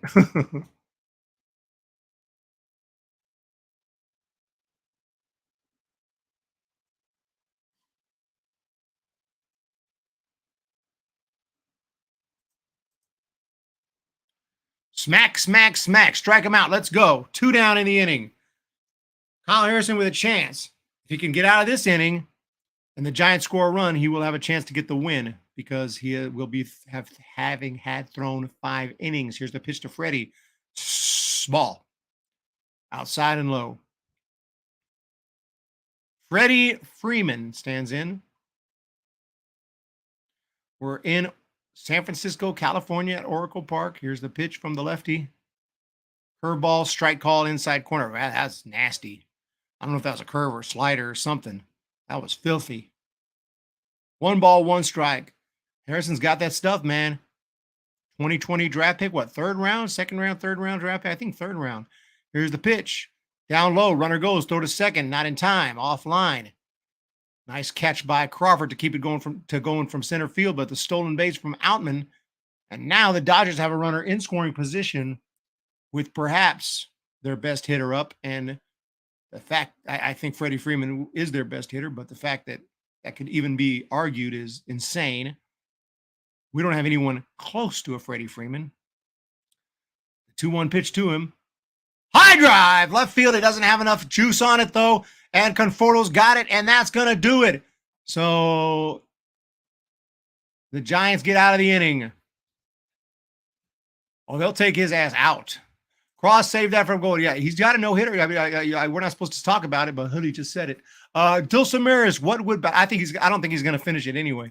Dulcimeris, what would be your reaction if the Mets hired Kapler and the Giants hired Showalter? Whoa. I don't like Showalter as a hire. He's been He doesn't even. He's too old to keep him here very long. Like he's going to retire after not too long. He's been fired. Just got fired. Has been here and there, all over the place. Just like let's compromise. You know, someone with some experience, but someone a little bit younger. You know, it's not just about the age thing. It's about the success rate too. He just got fired. You know, I don't think Buck feels like a fit for the Giants. Let's check out Gabe Kapler's statement. See if there's any surprises. Most statements like this are a couple of platitudes. Damn, Gabe. Okay. Shit. I'm going to try this a little differently. I miss the players, the coaches, all the clubhouse staff, everyone that I've come to know so well already. And I'm like 15 minutes off my bike in Levi's Plaza. I may not have been expressive enough in how much I care for everyone in this organization. Every day, walking into that clubhouse and watching everyone under that roof get after it in the weight room, music blasting, then fiercely pursue their jobs was something special that so few get to experience. I know I was lucky to be the manager of the San Francisco Giants. Where's part two? Our support staff is unique and funny, quirky, hardworking, and passionate, just like you'd find in so many office environments. Our players prepare relentlessly, though we could always do better. There was a lot written about that in the end. I don't want lost what so many did for so long. 162 is a grind, and so many came through and sacrificed everything they had. My nearly 4 years here were special and unlike any other 4 years of my life, starting from COVID ball and the comedy of preparing with video game simulations, masks, don't remind me, testing, missing the playoffs on a third-order tiebreaker through 107 wins, and to the disappointment of today, it's all been incredibly meaningful. I've got to give respect for credit where respect is due. Gabe Kapler, we're going to read his statement, but the game's back. 0-1 count to Mike Yastrzemski. The pitch there is outside. It's a disappointment to say goodbye. My dad introduced me to the city and its history. Having lived here and been exposed to it, San Francisco is spectacular. I feel a genuine connection, perhaps not to everyone, everywhere, of course, but to most. Pitch on the way. Swinging a foul. I've heard the loud criticisms, ha. And I've heard the support. I believe we all aspire to come to work every day and believe that the work we do is meaningful. That was true for me with this group. So much development across the board. One of our main initiatives. Here's the pitch. Inside. This organization is filled with bright, hardworking, capable people that I loved working with. There are so many aspects that go into the product on the field, and it took so many people I work with regularly, from the game day staff, social media group, Giants community fund, business side, DEI leaders, and many more. Pitch on the way is swung on and missed. Strike number 3 to Yastrzemski. There were lots of debates and challenging conversations every day, and that's inspiring because it's real. I felt like I had a chance to help people grow, and people helped me to grow, and I'm thankful for that opportunity. We didn't win enough to satisfy me or our fans. That sucks. That sucks. But each morning and late night, riding my bike along the Embarcadero to North Beach, I felt like I had the support of so many in the city that I will carry that with me. There's a strike call to Fitzgerald. I'm already looking for a good spot to grab a burger and watch the game tonight. Oh, you're right. He said it right there. Watch the game tonight. You were right there. I thought he had like a separate statement on X. No, this is the one. Okay. We'll be pulling hard for an SFG dub. Yeah, that's interesting that he said he's still going to pull for the Giants, though he's no longer here. I have a ton more to say. I'll do that over the course of time. Genuinely looking forward to what comes next. I know it'll be a good ride with lots of learns, wins, whatever they come. Yeah, there you go. A little longer than I expected, but no playoffs for you. Wish Don Baylor was still alive. Type of guy I would love to see the Giants hire. 100% Don Baylor.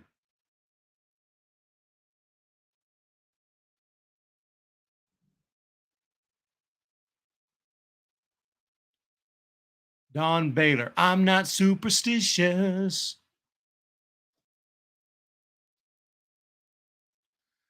Kruger found the statement totally disingenuous.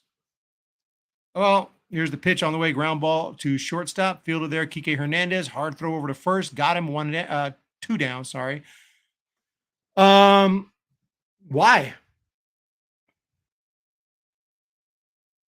What's disingenuous about it? I mean, what's he supposed to say?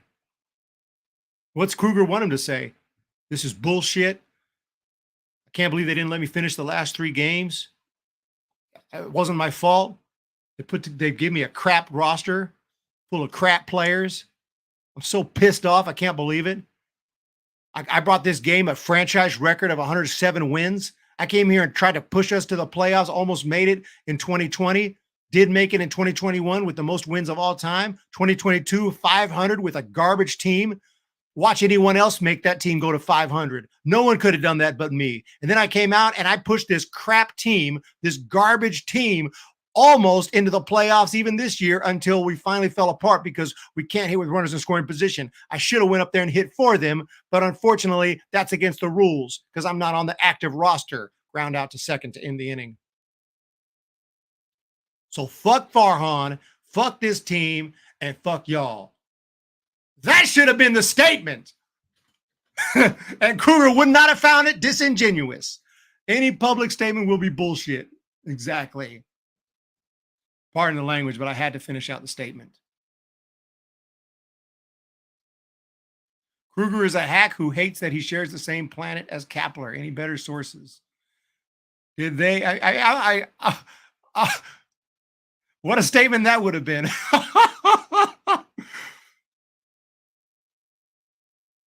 What a statement that would have been. Hey, what would y'all think if he made that statement that I just put out there? What would your thoughts have been? I would have been like, dude, Kapler just gained newfound respect. Oh my God. Now we know all that politically correct talk was bullcrap. Now the real Kapler has come out. He would never do that. I don't find it. It's of course a very clean statement. Like I said, it was going to be very thankful. A few jokes in there, a few very informal statements saying things like that sucks and haha. And it's a very informal statement. I don't have anything. I don't see anything wrong with it.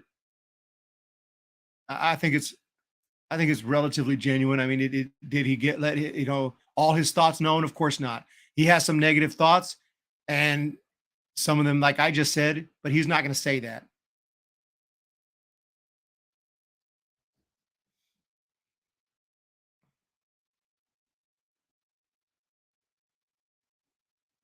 Beefs Wellington. Don't we follow each other?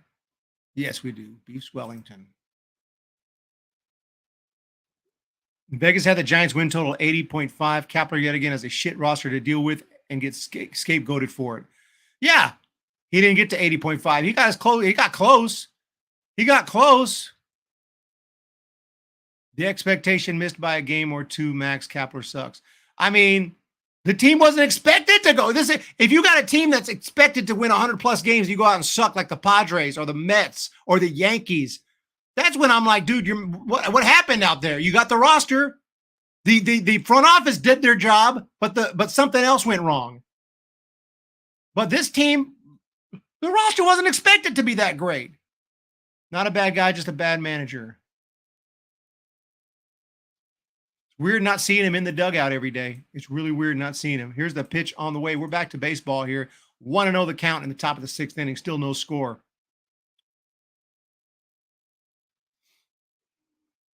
Let's go win this for Crawford. There's a ground ball diving attempt by Crawford. Didn't get it into left field. Base hit. Would the 23-year-old Crawford have got that ball? Nobody knows. Nothing in the statement about winning. Kruger does a good job. He's never asked me to go on his show. On his YouTube channel. I don't think he's ever mentioned me. I don't think he may not know who I am. He may not know who I am. Here's the pitch on the way, swing and a miss. But he talks about, says things like, the only people telling the truth are the Giants YouTubers, me, such and such. But he doesn't mention me, so I don't think he knows who I am. He mentions other YouTubers, but not me. Here's the 0-1 in there for a strike,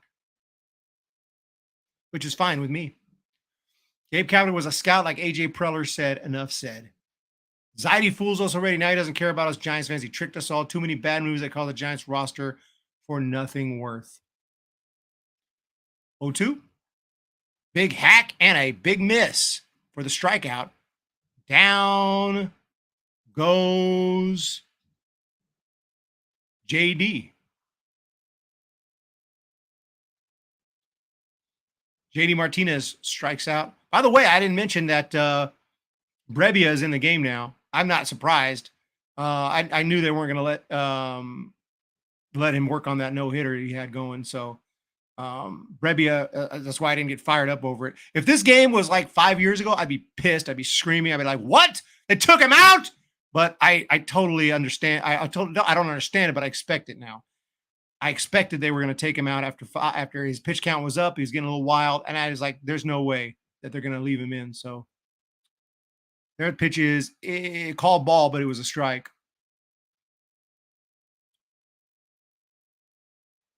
Of course, no hitter's over now.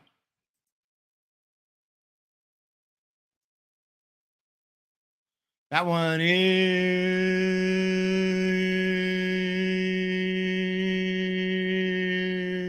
a strike. Swing and a miss. 2 balls and a strike here to Muncy. I would have left him in until he loses the no-hitter. Straight up.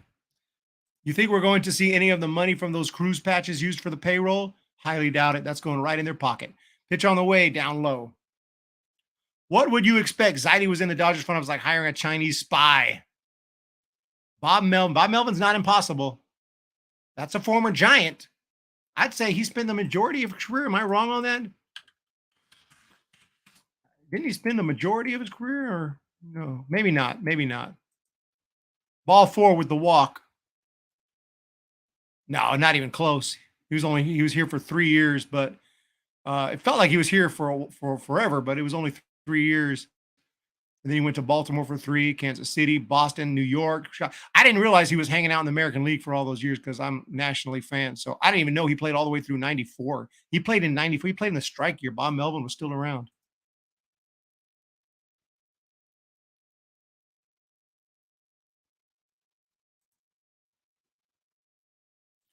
You think we're going to see any of the money? Yeah. Harrison should have stayed in.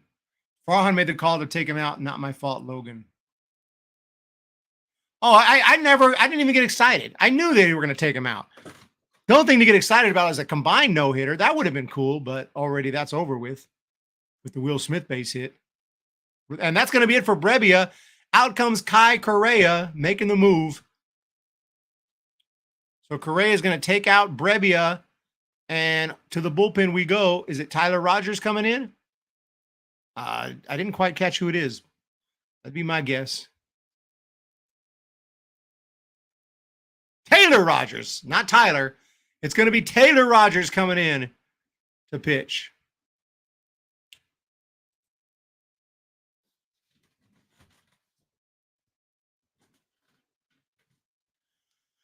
Niners in the red zone. What's up, James Bostrom? Warlock. Melvin wasn't that great with Oakland. AM Echo Sky. What happened with Harrison? Why did they yank him out? Well, because they thought his pitch count was up. Last game of the year, he has 6 months to rest, and he's working on a no-hitter, and you pull him. And he had 4 measly innings to go. Embarrassing. But I already knew it was going to happen, so I'm not mad. I already knew it was going to happen.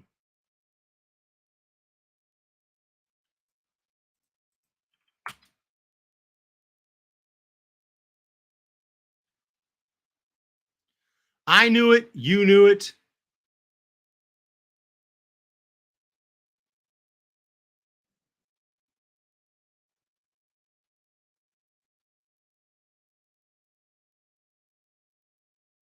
We all knew it. Let's see if there's any. I mean, it's a once-in-a-lifetime opportunity. Kyle Harrison can probably realize he's not going to throw a no-hitter in his entire career because he'll never be allowed to, because that's the direction the game is going. Kind of sad.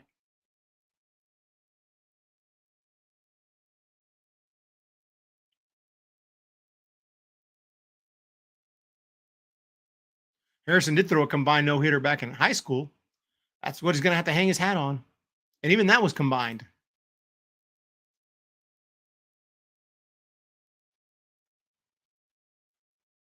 He may have thrown his own no-hitter maybe at some point in high school, but I knew he threw some combined ones. Taylor Rogers out on the mound. Here's the pitch. It's a foul back. Touchdown SF. Iman report. Dude, everyone counted the Dodgers out this year. Who counted the Dodgers out? I didn't know anyone counted the Dodgers out. Dodgers are always predicted to win.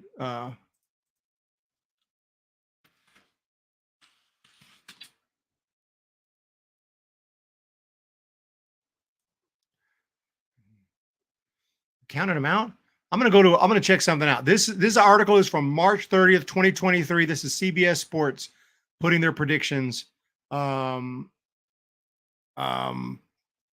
we have different people, different writers predicting different things as Taylor Rogers throws a strike. 1 ball, 2 strikes.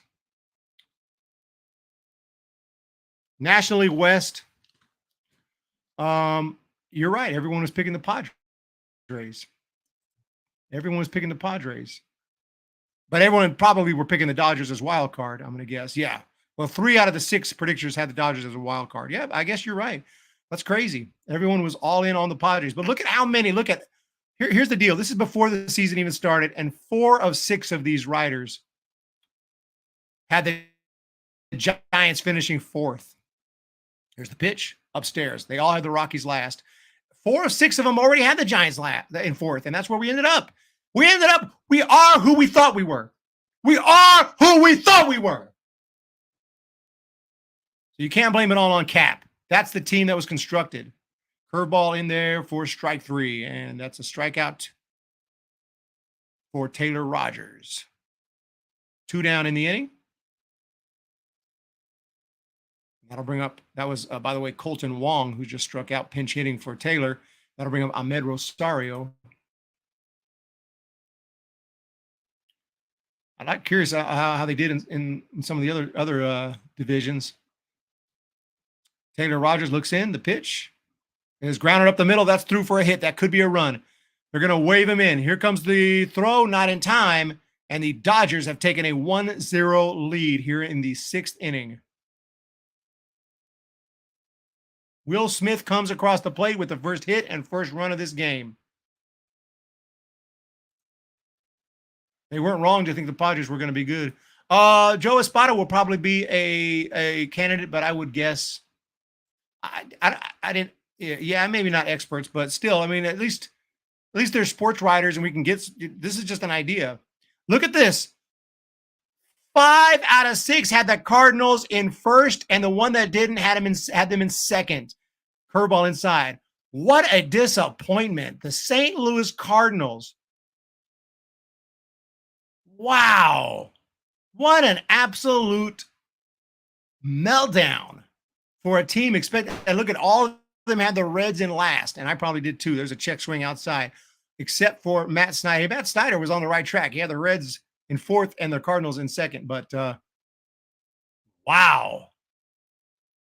I mean, I'm going to go crazy next year. I'm going to pick some team to finish first that everyone's putting in dead last. There's a drive. Center field, falling, base hit. Another run comes in, and the Dodgers 2-0 on the base hit from James Outman. Muncy is in. And they all had the Mets except 2 in first place. Epic meltdown. Marlins 4th across the board. Nationals last across the board.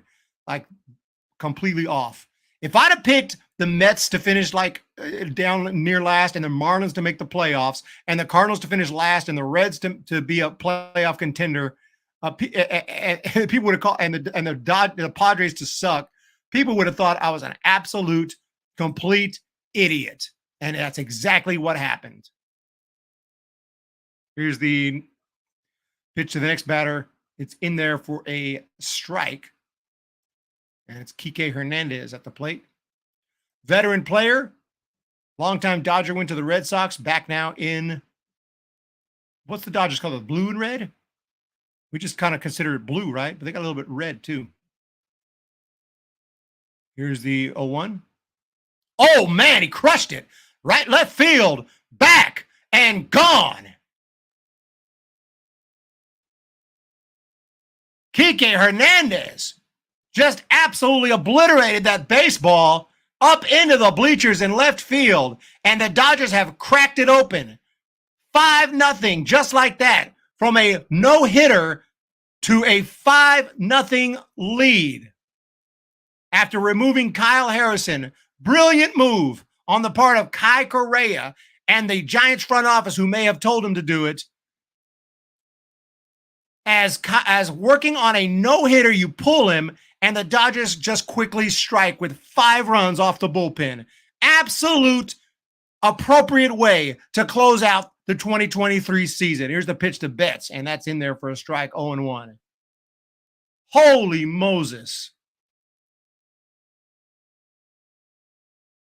Harrison owns that Kaiser. Look, I mean, you didn't have to keep him in for all 9, maybe. Here's the pitch. Swinging a ground ball, base hit center field, and the rally continues. You didn't have to keep him in for all 9, but at least let him go to the 6th and see how he does. If he has a quick inning, a stress-free inning, maybe you can bring him out for the 7th. Why pull him after 5, working on a no-hitter? And it looks like a trainer is out to talk to Rogers. And Rogers gives Kai Correa the ball, says, I think I read his lips. I think it was something along the lines of, fuck this, I'm done, you suck, I'm out. Something of that nature. I couldn't quite get every word. So out of the game comes Rogers. And not the best outing for Taylor Rogers in his career.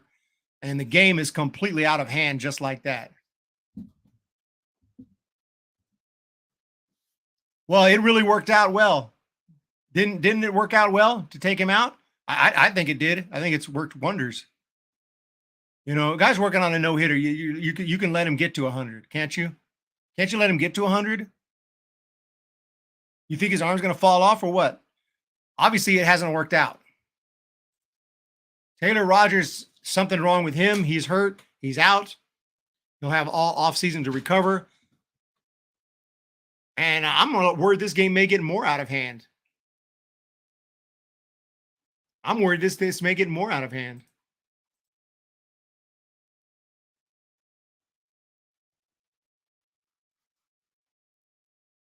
Next year, my prediction video is going to be off the charts, dude. I'm gonna go bold next year. I'm gonna go bold, and I'm gonna let the comment section have at it. You know what another video I was thinking about making? Let me know what you think. Top 5 or top 10 candidates for the new Giants manager. But I wanted to put in the video. I'm gonna put like at number 5. I'm gonna be like, a lot of people think Mark Wahlberg might be a good choice. Like I did it live the other day, but I'm gonna put it in a video. But I actually want Mark Wahlberg, and I'll actually put a picture of Wahlberg, and I'll just do it like straight, like not even joking, and I'll have Mark Wahlberg as a pick, a legit pick, and then I'll do the rest of the video like normal. And he'll like I'll genuinely have Mark Wahlberg as one of the picks and just see what the comment section does. Like as a total joke, just to see what the comment section does. To see how many people say this moron actually wants Mark Wahlberg as the next Giants manager. What do y'all think? But yeah, the New York Yankees, look how many. 3 picked them to finish first. 3 picked them to finish second. It's funny how everything's so similar. Like everyone went with the safe picks. No real risks. Everyone had the Astros. Look at no one liked the Rangers. No respect for the Rangers. No respect for the A's, which they didn't really earn any, but still. Ross Stripling, appropriately enough, is on to pitch.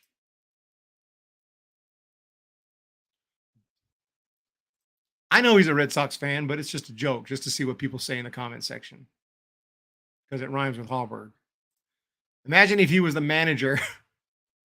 Going bold would pick the Red Sox next year to win that division. Let's let the offseason happen. So, I mean, I want to go bold, but not stupid bold. I want to actually have some rhyme and reason and some method to the madness when I do it. I'm going to need another drink after this inning.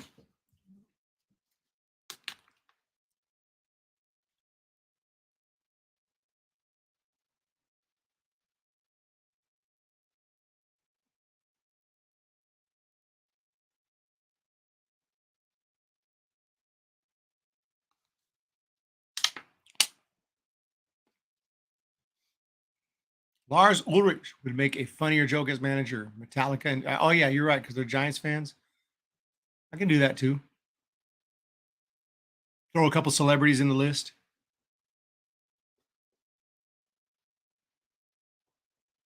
Throw in like Jim from Ball Cap Sports in the list. Like I know he's a Blue Jays fan, but he knows his baseball. And I got Jim from Ball Cap Sports as my number 3 as the next potential Giants manager.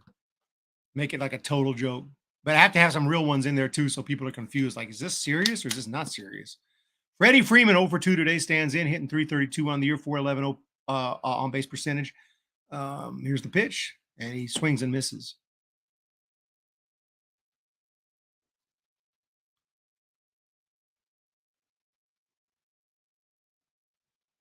Not calling for Dave Roberts' heads this year, James Bostrom. You got to hang on to manage. Yeah, he has been the manager for a while.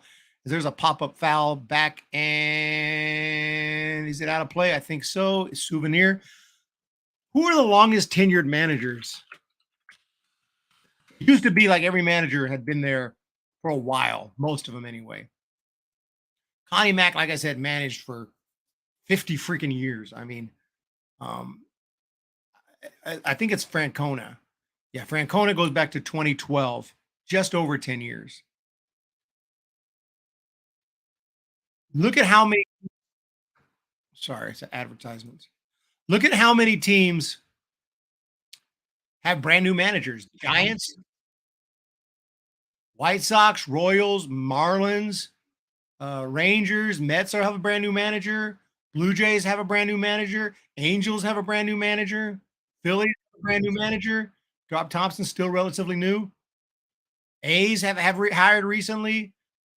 Mets just hired Showalter. Now they're hiring someone else. Bob Melvin's relative. Remember who they hired? Bob Melvin, the Padres. I forgot. I even forgot now. But they hired someone like first or second year. He hadn't much experience, and he wasn't great back in 2020.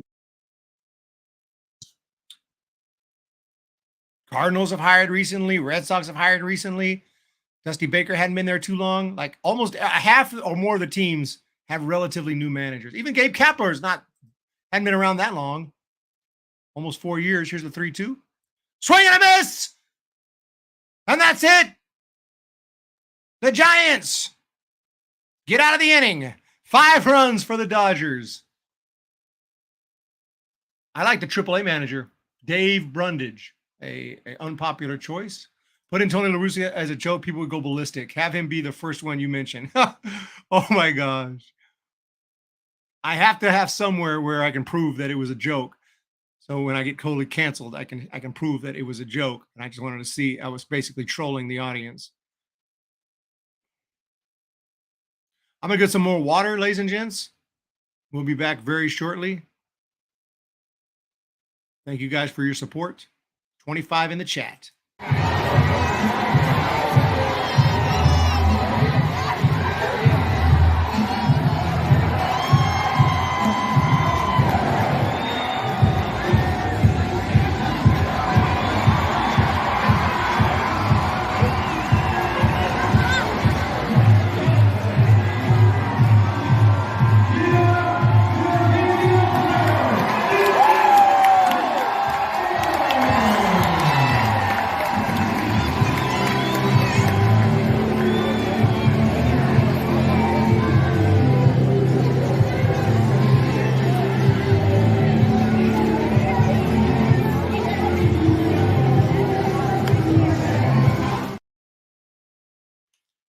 Welcome back.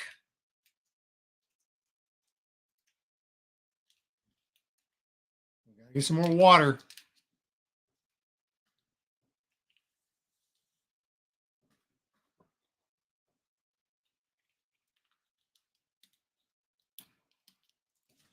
Another day, ladies and gentlemen. Another Frustrating game so far.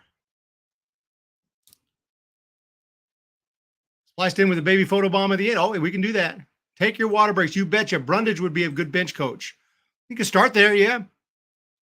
Here's Ryan. I forgot how to say his last name. I want to screw up his name, so let me look that up.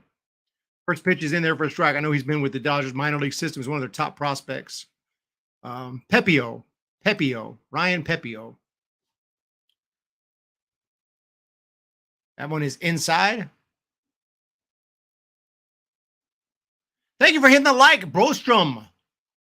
James Bostrom for manager of the Giants. James Bostrom. There's a drive. Left field doesn't have enough juice. Back. Gone. Home run, San Francisco Giants. Casey Schmidt with the bullet over the left field wall. And the Giants are on the board, 5-1. Take that, Dodgers. Put it in your pipe and smoke it. 5-1 now. Yep, you can hire the best manager in baseball. You still need productive players. That's absolutely correct. Pitch to Crawford is down low. Manager of the year, James Bostrom. Sounds like a managerial name. Pitch on the way. Craw pops it up. Puts one in play for the first time today, but it is going to be caught, I think, by the left fielder, and it is 1 out. You like the San Jose Giants coach? Yes. San Jose Giants have some good coaches throughout the Giants organization for sure.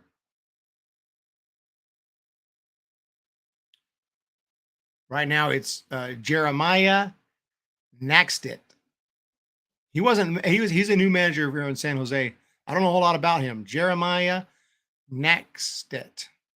Travis Ishikawa is the hitting coach. Dan Runzler is the pitching coach.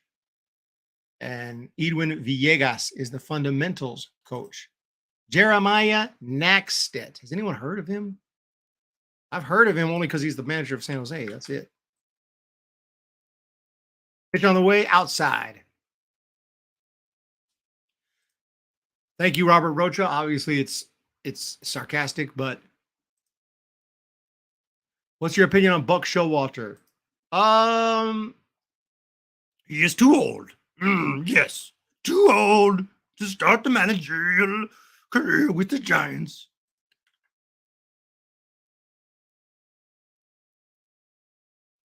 I mean, he's a baseball name. He's been around for a long time, but I'd rather get someone else, to be honest. Just got fired. It just doesn't feel like a good match right now. There's a pop-up foul back. Will Smith is there. He makes the catch.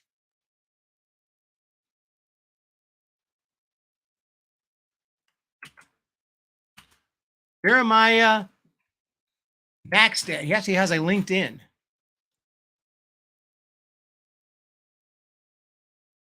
He's got a LinkedIn. That's good. That's good, though. You got to get your resume out there, man. You got to get your resume out there. Experienced manager, hitting coach, and catching coach with demonstrated history of working in the sports industry, skilled in sports management, baseball coaching, athletics, team building, strong professional with a bachelor's degree focused in physical education, teaching, and coaching from Greenville University. We got to get this dude. This is the dude. Here's the 1-1 pitch on the way to Estrada. Down low, 2-1 the count, 90 miles per hour.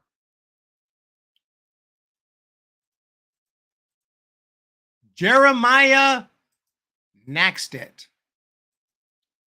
It'll be a 2-1 pitch. Down low again. Crazy crab for manager.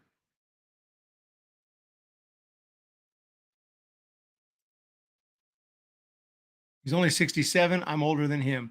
Yeah, but he's an old 67. He's rough, a lot of experience, been around, travel. You're young and in great shape. You're running marathons and stuff. Huge difference. Huge difference. Like Robert Rothberg's like in top physical condition. So you can't really compare the two. There's a foul backing out of play. 3-2 the count. Still got staples in my head. It's bothering me. 2 outs here in the fifth. In the sixth. 5-1 game. The pitch on the way. Ground ball to shortstop. Fielded. Kike, quick release. And the miss at first base in the dirt. Freeman unable to scoop it out. And we have a base runner. Jeremiah was a bullfrog. Was a good friend of mine. I never understood a single word he said, but he always has a mighty fine wine. Iman report, touchdown San Francisco. Runner at first for the Giants. Here's the pitch. There's a foul off by Conforto.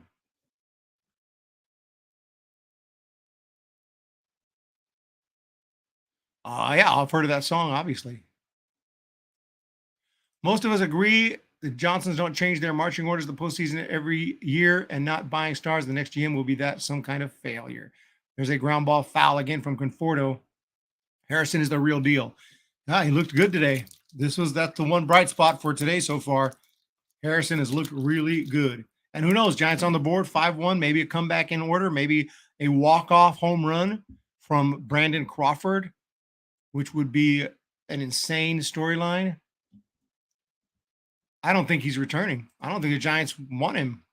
That one's down low. Unless it's a minor league deal, invitation to spring training, that's the best possible I see. There's no way Giants are going to give him an actual contract, a major league contract next year. There's no way. He hit under 200, right? I mean, I don't see it. Here's the 1-2 outside. We're going to play Bye-Bye Baby if we lose today because the last game said typically I don't play it on losses. We lost. Loss is a loss. Let's come back and win so I can play it. Houston may be looking at a spot to replace Baker to be. There's a strike 3 call to Conforto. Not happy about the call. Inning over. We're heading to the 7th. Dodgers 5, Giants 1. This game is really falling out of control quickly. Johnson said, go get stars, authorize the spending. Farhan can't seal the deal. Well, they need to do something about it. We need to shake up the front office.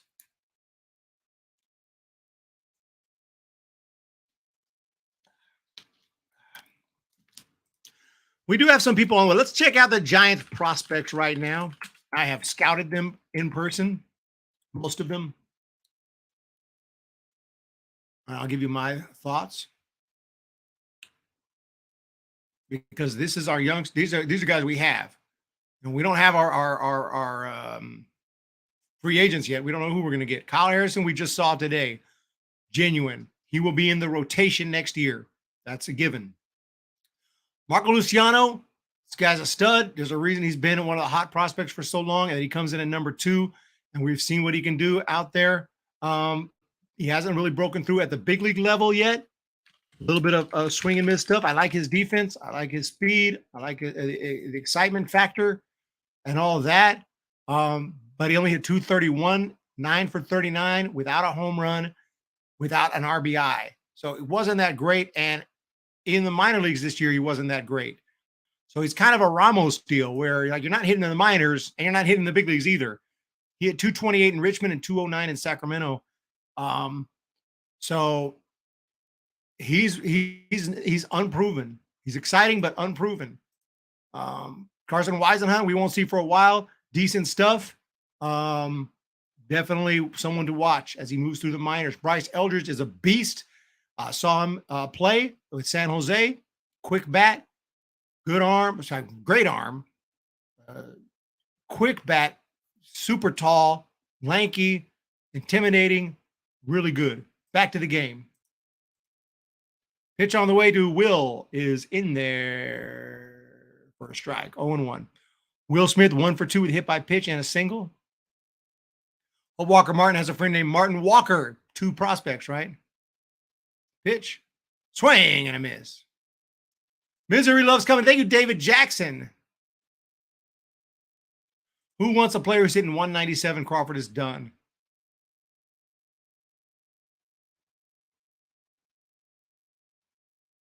Keeping it real. Keeping it real. Oh, we're going to see Whisenhunt next season? It's a possibility. These guys move through the minors quick these days. He may make his debut next year, but I think 2025 when he's actually an everyday. Nothing against you Giants fans. Hogwash, damn, that guy just sucks.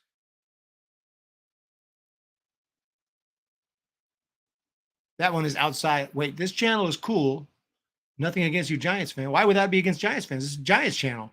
Hogwatch, damn, that guy just sucks. Who's Hogwatch? If they don't at least break even, eventually Giants would cease to exist. Damn, there's a foul ball. We ain't ceasing to exist no time soon. That's the one thing about Major League Baseball. Teams pretty much don't just disappear or fold completely. They may move. They may change their name.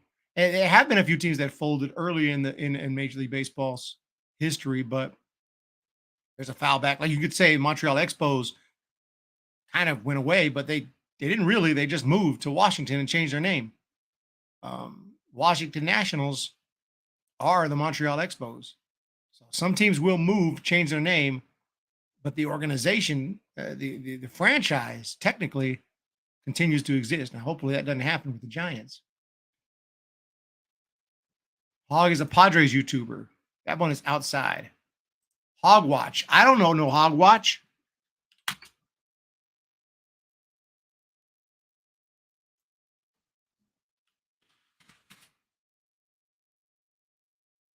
Oh, Hogwatch. 10.8K subscribers. There's a ground ball to third. Barehanded, hard throw. Not in time. Nice play, but not in time. Casey Schmidt shows some athleticism there. Hogwatch.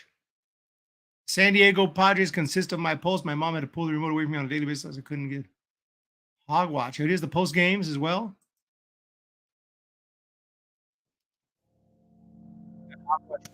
We are following Fernando Tatis hype video. There's Hogwatch.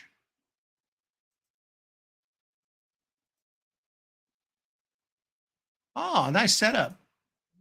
Is he part? I had there's a foul ball off to the right into the seats. He looks familiar. Like I had some 3 Padres fans who would come on my channel every year. I'm not sure if he's one of them. Kind of looks like it.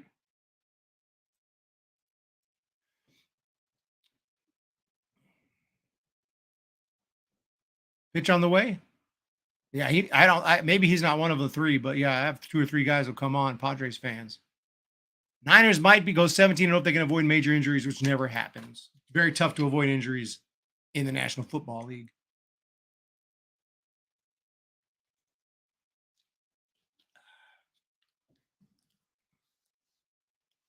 Pitch. 0-1 to JD. Down low and outside. Stripling has had a miserable season. He will be opting in next year. Complained about the Giants, but he'll opt in anyway because he knows he can't get more money anywhere else. Here's the 1-1 pitch to JD Martinez. Check swing, strike call. 1-2. 2-2.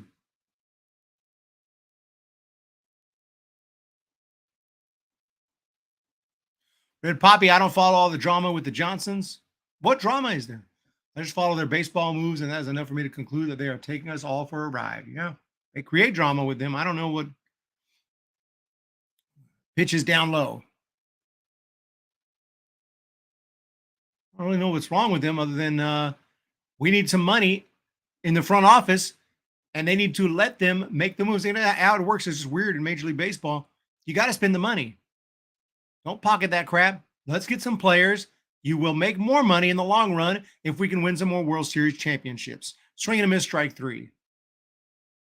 Reggie, he has a little setbacks for some injuries. He'll probably be here in 25 or 25, make his debut, maybe 26. That's a ways off for Reggie. Maybe 20, maybe 24. Maybe there's a chance. There's always a chance. You know, you move through quick. We saw what happened. We saw what happened with there's a strike 3. Max Muncy is now up. 1 down. JD Martinez just struck out. I don't know if I even said that. Hook curveball in there for a strike. 0-1 to Muncy.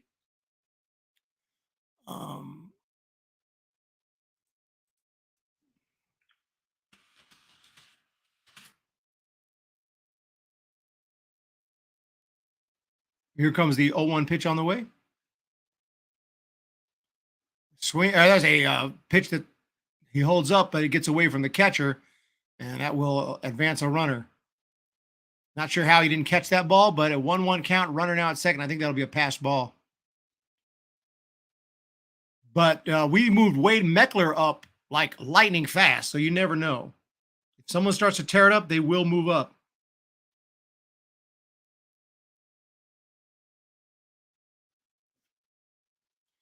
1-1 pitch to Max Muncy.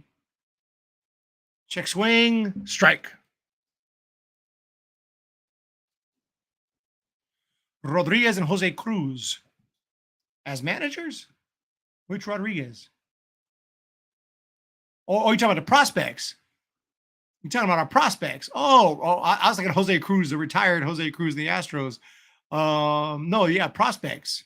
There's a pop-up, playable, second, Crawford over. He's got it. 2 down.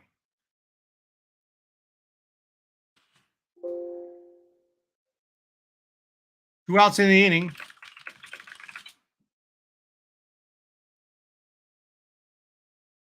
And that's going to bring up, sorry, I'm multitasking, Colton Wong. Colton Wong. He's going to step up to the plate. No. Jose Cruz is genuine. That's nasty. That could be a future closer, future setup man. 100%.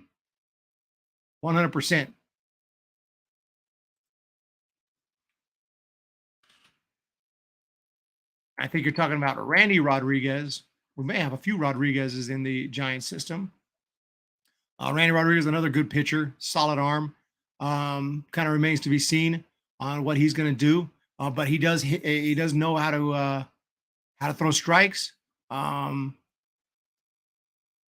Stay around the zone, not totally wild. Has some really advanced makeup like that. So I like him as a solid guy. I don't know if he's going to be a huge contributor someday, but someone to keep an eye on. Randy Rodriguez. Eric Miller should be up next year. That one is in there. 2-1 the count right now. 5-1 LA. Game is moving along here. Getting ready for the 7th inning stretch. Mason Black, guy who is really up and coming right now, is a legit arm. Pitch on the way, fouled off. Yes. Crawford will be in San Jose, maybe as a coach.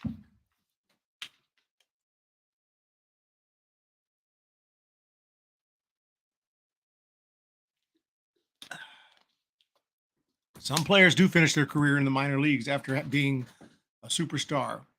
Ryan Howard. You guys remember Ryan Howard of the Phillies?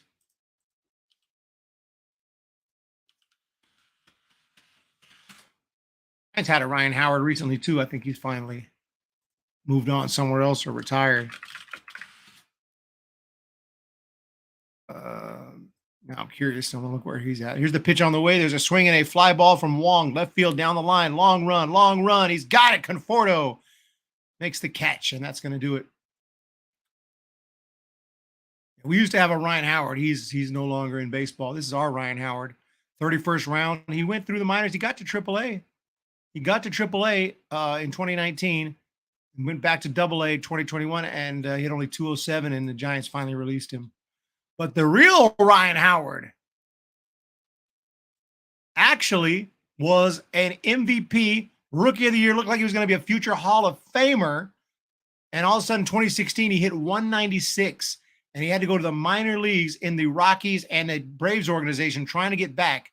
Played in 27 games. He hit just 189 in AAA in 2017 before retiring. Like what a career that just completely fell apart after he was elite for a good 4 or 5 years. Ryan Howard was going to be a Hall of Famer. He did have a 13-year career over 1,400 hits, 382 home runs, Rookie of the Year MVP. He may actually have gotten some Hall of Fame votes.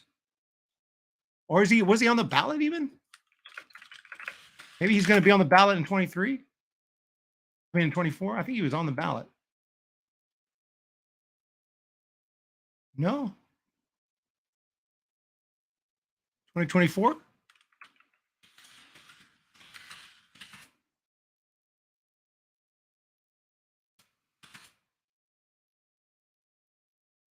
We did 2022. 7, 8, 9, 20, 20, August 2022. He was on the 2022 ballot, right? Just out of curiosity. Ryan Howard, yeah. He got 8 votes. 8 votes. 2% of the vote. You had to get 5%. He fell off the ballot. Ryan Howard. Legend. We're back. This game decides the season series. Well, it's not looking good. Maybe we will know the manager by the end of the World Series. I doubt it. They're going to take their time on it. But I was wrong about Kapler, so.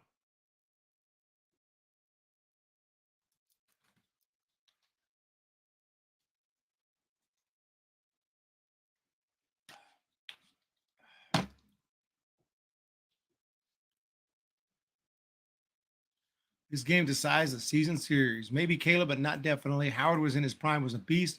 The Giants, I don't think, are moving anywhere. If they sell the team, they're staying in San Francisco, keeping it real. Don't put words in my mouth. I never said anything about moving anywhere. What? Red Poppy?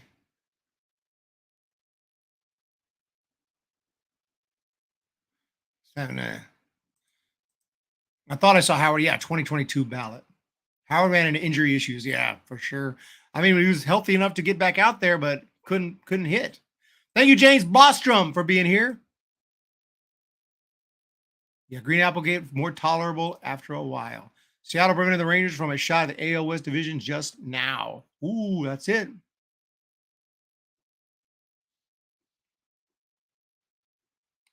All right, ladies and gentlemen, we're going to get through this game. I forgot to play Take Me Out to the Ball game, by the way.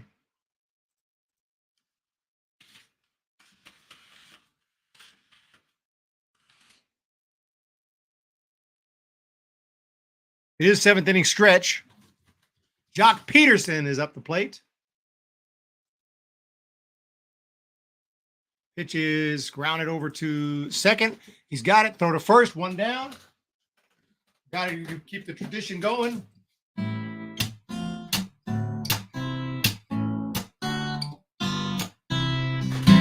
Take me out to the ball game. Take me out with the crowd. Buy me some peanuts and Cracker Jacks, and I don't care if I never get back on a root for the Giants. If they don't win, it's a shame. For it's 1, 2, 3 strikes, you're out at the old ball game. There it is. Here's the pitch on the way to Yaz outside. 2-0 the count to Mike Yastrzemski. Back to action here in the bottom of the 7th. Giants are running out of outs here, down 5-1. Here's the pitch. That one's outside on the mound.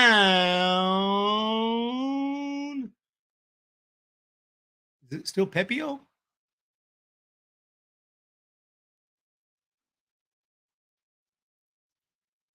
Pitch on the way is in there for a strike. I guess so. 5-1 the score. Rangers can still get the division with the Astros. Last year, just don't get to cheer on the field after a win. Hey, they'll take it though. 3-2 the count.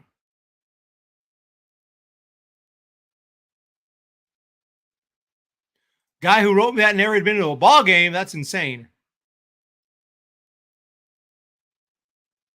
Pitch. No, I don't know what happened there. He swung at it, but a foul ball somewhere. Still 3-2. Looked like he missed it, but apparently made contact. There are groups very aggressively trying to get teams into Portland, Nashville, Jacksonville, and other locations who are eagerly awaiting any teams to show up for sale. That's just a reality. Ball 4 to Mike Yastrzemski for the walk. We ain't going nowhere. And I say that, and the Giants have been sold before, and we're actually going to move in 1992 to 93. It's crazy to think about that. How could San Francisco not have a Major League Baseball team? That's insane at this point. And that pitch is down low. Actually called it a strike. I apologize. It was low, but he called it a strike. 0-1 the count to Fitzgerald. At the time, I didn't know. I was a kid. I was 12 years old. There's a foul off. I just thought, it is what it is. Teams move sometimes, but it's crazy that we're going to move out of San Francisco. And I wonder if San Francisco would have eventually got another team. But anything can happen. The fact that some cities have multiple teams. New York has 2 teams. LA has 2 teams. There's a throw over to first.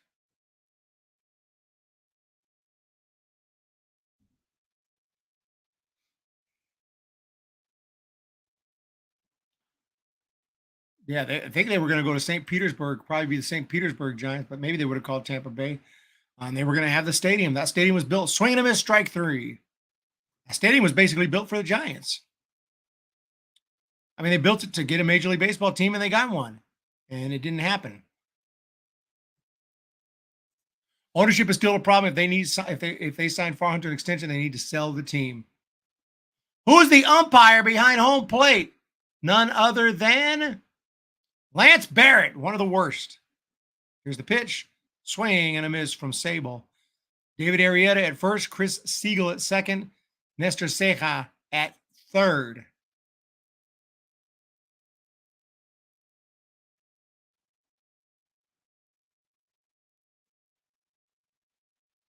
Pitch. Shows bunt, bunts it, third base line, hard throw, got him.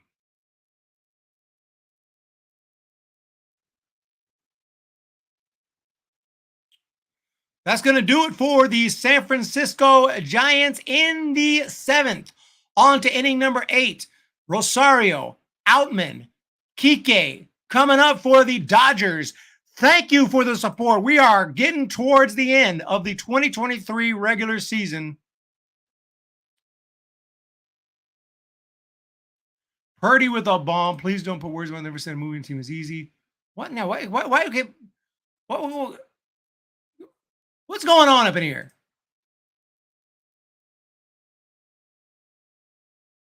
Nobody can bear it, and the ump is Lance Barrett. Oh, I like that. Why are we even talking about the Giants moving? Is there rumblings about that? Is there any chance? We have a beautiful stadium. It's not really brand new anymore, but it's still in great condition. Not perfect. There's some problems. But what's going on? What are we talking about? We ain't going nowhere. Diamondbacks will move before the Giants move. Chase Field, I've heard, has some problems.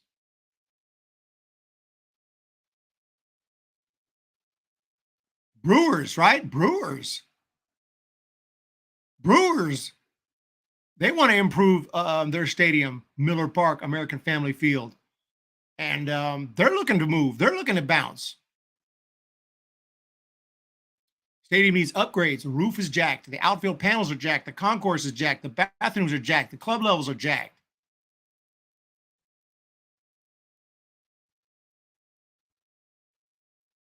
The roof has given them issues. They've had to pay millions to fix it.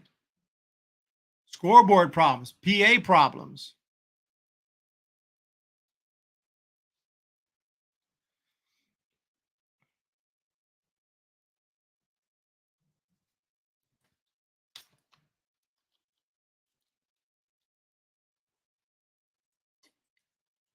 We're good here. Here's the pitch. And that one's in there for a strike as Ahmed Rosario stands in to start it off. 1 for 3 on the day with an RBI single, hitting 263 on the year. 6 bombs. Pitch. Pops it up, foul, back into the seats.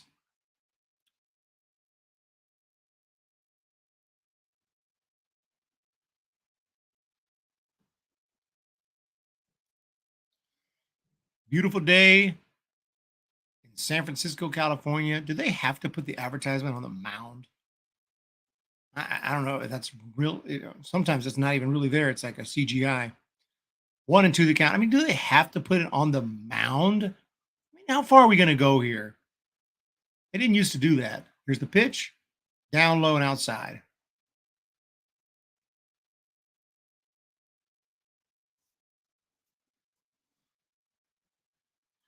Two balls, 2 strikes coming to you from San Francisco, California. We got 20 in the chat. Oracle Park. Pitch.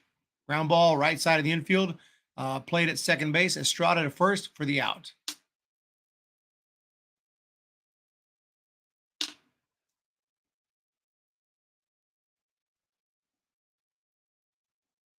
Outman's going to come up.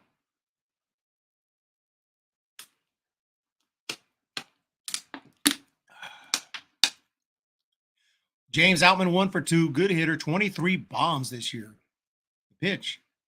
And I don't think he was a super high draft pick. I recall. He was drafted in the 7th round out of CSU Sacramento. Here's the pitch to him. That one's upstairs. And has worked out. Moved to the minor leagues quickly. Here's the pitch. Upstairs. Hit 294 in the minor leagues in 2022 with 31 bombs. And now he's basically a regular. He's an everyday player for the Dodgers. James Outman. Pitch. Swing and a miss. That's called drafting.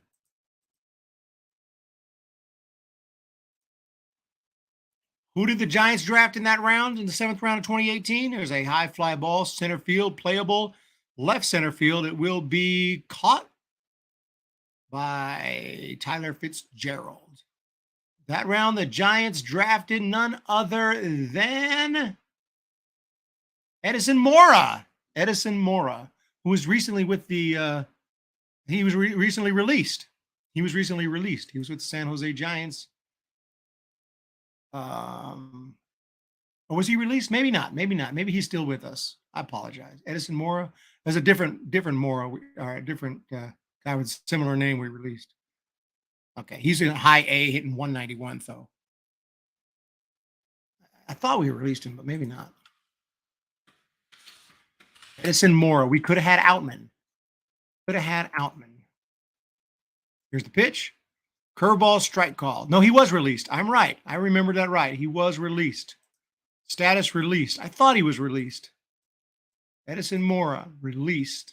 That's who we drafted instead of Outman. Huge difference, kids. Huge difference. 2 down in the inning. No balls, 2 strikes.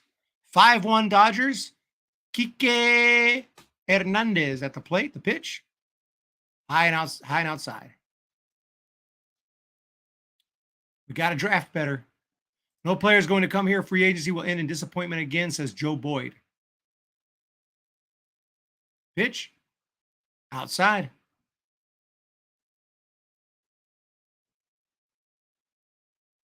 Changing stadium names is bad enough for invasive advertising. Can you imagine if they started renaming major airports for sponsors? Yes. I'm surprised they don't. Pitch. Grounded back to the mound. Stripling stabs at it. He's got it. Underhands to first. That's going to do it. Heading to the bottom of the 8th. Brandon Crawford may be making his last at bat. Maybe not, because we still got the bottom of the 9th. So if the Giants get a rally going, we could see him again. But this could be his last at bat as a San Francisco Giant and perhaps as a Major League Baseball player.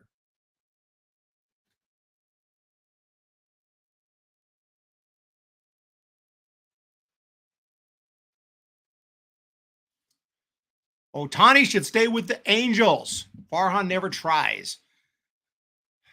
I think he's just not aggressive enough. He's just not, he's trying to do it on the cheap. He's trying to be smart, but there's 29 other teams out there trying to get these guys, including GMs who aren't so smart. Some will throw out insane money. They're going to do what they got to do to get who they got to get. And at the end of the day, the players are the ones who go out there and win games. You got to overpay sometimes. Sometimes you can underpay for someone who's good and get value for them, like we've done in the past, like Kevin Gausman. But that only works to an extent. You can't just do that for an entire team. You don't have enough firepower. That's what we're trying to do. We're trying to put together a team on a budget, play money ball. We don't need to play full money ball. Use some money ball elements, sure, but we can go out there and pay for some serious superstars to add to this team, and then other guys who surround those superstars, like your Floreses and your Hanigers and your whatever, they can now win games regularly and make the playoffs and make a push because you have the superstars. We need to add a couple of pitchers to Webb and Harrison and maybe Cobb next year. A couple of other arms. We need to fill out the rotation. We need to fill out the rotation for sure. That's my main goal, but also add at least one big bat.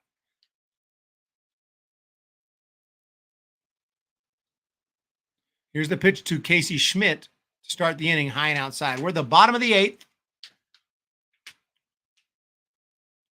Sad thing with Gausman is letting him walk without an offer. I remember that.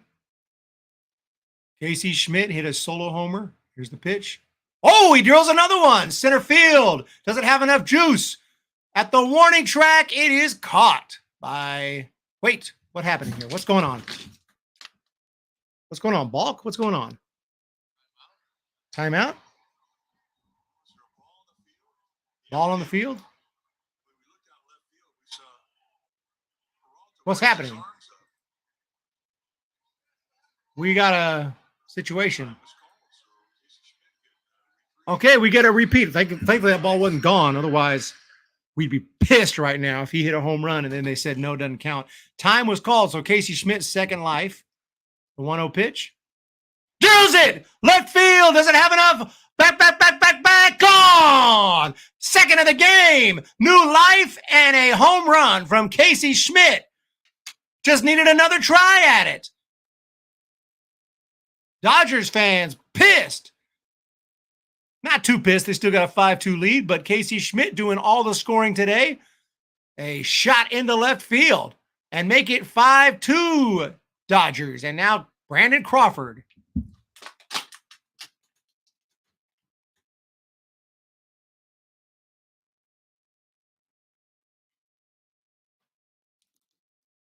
Okay, Brandon Crawford stands in. Here's the wind and the pitch. Craw takes a strike on the outside corner, 0-1. He's 0 for 3 today. He's hitting 195 on the year, but a San Francisco Giants legend, 2 World Series rings, countless amazing plays at shortstop, swinging a ground ball foul, and quickly 0-2 in perhaps his last AB. Perhaps of his career, perhaps of his Giants career. Either way, after a season like this, at his age, you start to think maybe retirement looms. But before that moment, we have an at-bat right here. Brandon Crawford. He may still hit again in the bottom of the 9th, but not looking too likely. We'll see. 0-2 the count. The pitch. Down low in the dirt, gets away. 1-2. First time I've seen a mulligan in baseball. That's exactly what that was. 2 off Pepio.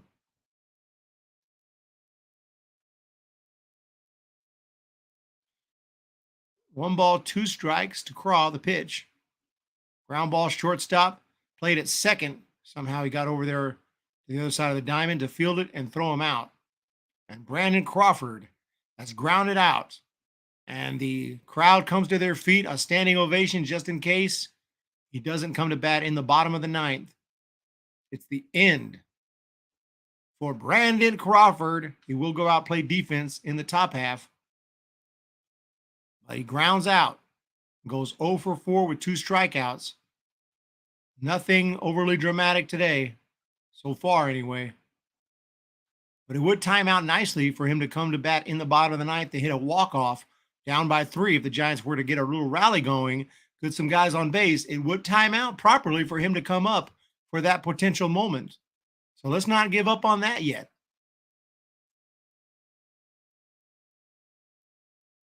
Krister, here's the pitch. Outside, 1-0 the count. Kayla said Crawford going to retire. B says fucks. Pitch, popped him up. Left field, playable, way up there, and caught.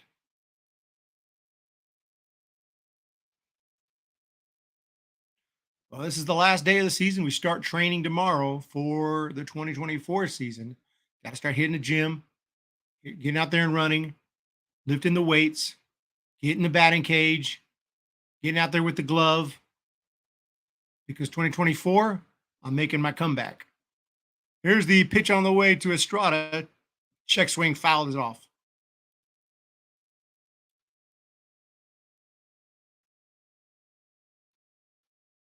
Brandon Crawford will be a Wall of Famer. That goes without saying. I don't think he's going to be a broadcaster from what I heard yesterday, Kayla, but who knows? I never thought I could do a play-by-play. That pitch hits Tyro. Accidentally. You're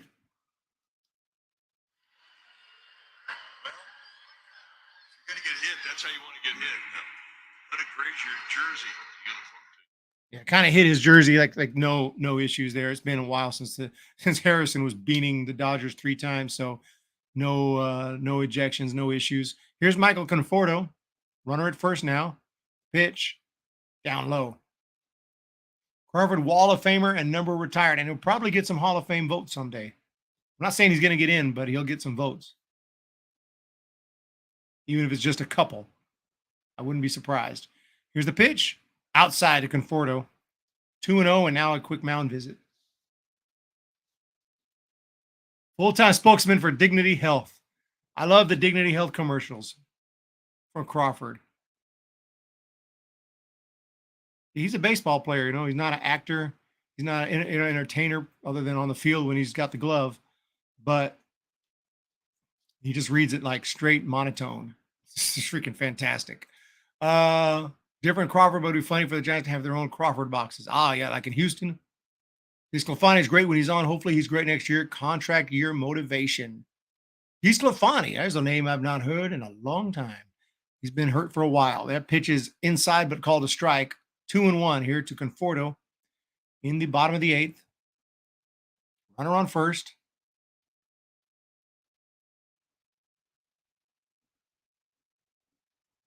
Pitch. Down low. 3-1. Counsel or bust.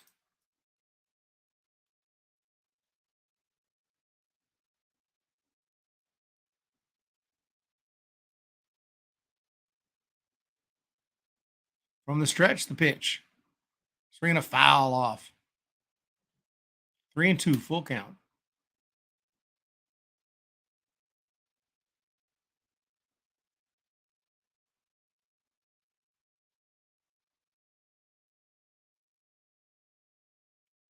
Joe Boyd wants Bochy to be maybe Baker.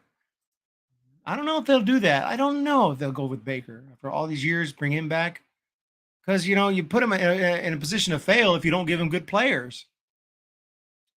Full count here, 2 outs, the pitch, swing. Nope, strike 3 call. I thought he was going to swing at it. I saw that ball was coming in the strike zone, and I thought he was going to swing. But he took it right there. So that's the end of the inning. We're going to the bottom of the 8th. Dodgers 5. Giants 2. Last chance to hold them to 3. And then try to walk it off in the bottom half. Schmidt, 2 bombs today. Krister, yes, Schmidt finishing on a bang.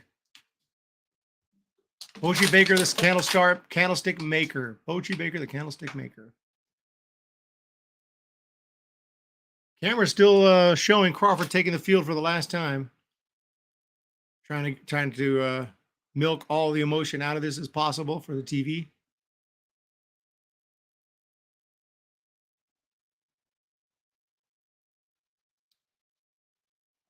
It is what it is, though. 5-2 the score. Short post game today to wrap up the season. I want to thank everyone for your support this year. Been fun.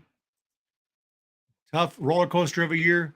Looked like we were going to be in the playoffs for a while. Looked like almost like it was simply going to happen. There was a point Giants were like, what, 80% to make the playoffs, and completely fell apart. Completely fell apart. And now Taps has been played, and we're just playing it out here. One more inning of Giants baseball in 2023, unless they tie it and go extras. One more inning to go in 2023. How many World Series did the Giants win with Bonds? 0. 24, Eric will be jacked and ripped, running marathons like nothing. Peak physical and mental condition. Now, mental, I don't know. Physical, we're gonna hit it hard this offseason. I'm not big into marathons. I like half marathons. It's kind of my favorite distance. I have run a marathon. I have run a full marathon. 4 hours, 11 minutes. What are they doing at the mound? Why are they hugging in the mound? What is this bullshit? What is this shit? I think we're going overboard with this. I think we're going overboard. They're taking him out? You got to be freaking kidding me. They're taking him out so the crowd can cheer for him, and the Giants had a chance to have a rally in the bottom of the ninth, and he could have came up and had a walk-off. Am I the only one who thinks like this? Wow, I'm not saying it would have happened, but don't you want to see? I was like, why are they all hugging on the mound? I didn't realize they were taking him out.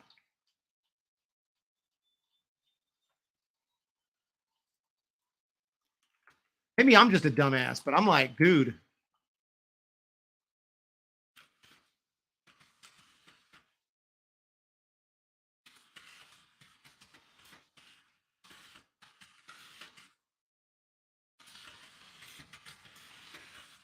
I mean, isn't it technically possible?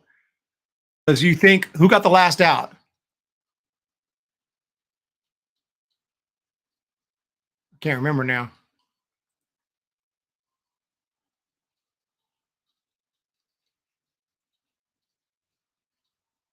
Let's just think about this. Michael Conforto got the last out. Okay. Let's say Peterson strikes out, Yaz grounds out, Fitzgerald walks, Sable walks, Schmidt walks, and you got Crawford with the bases loaded. You guys know what I'm saying? I mean, it's possible.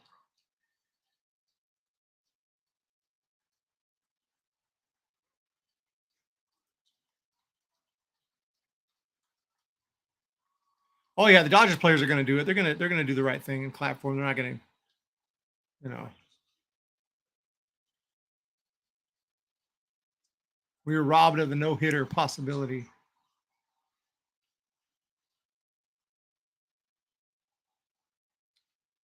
I don't like taking him out early. I don't like taking him out early.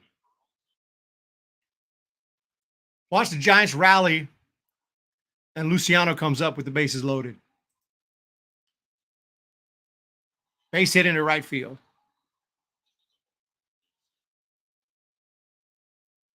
I tweeted it out. I'll see if anybody responds. Look what I said. I mean, wouldn't you keep Crawford in for the off chance of a rally in the bottom of the ninth and a chance to walk it off? I mean, wouldn't you? I mean, that's a story of a lifetime. I don't understand. I'm sure he agreed to be taken out, but just so the crowd's been applauding all night. Sometimes we get in our feelings way too much and just want to have these moments and just let the game happen. Let him play. Let's see what happens. Maybe there's something magic that's happened. We don't have to create the magic. Let the magic happen. Or am I a dumbass?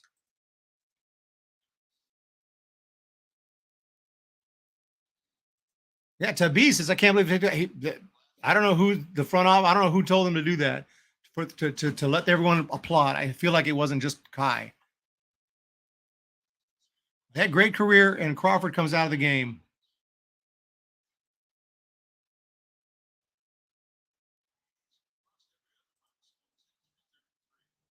I just did the math, and and like if it was impossible for him to come up in the and even then you could tie it in the bottom of the ninth, and he could walk it off in extras. There's a fly ball to left, caught by Conforto.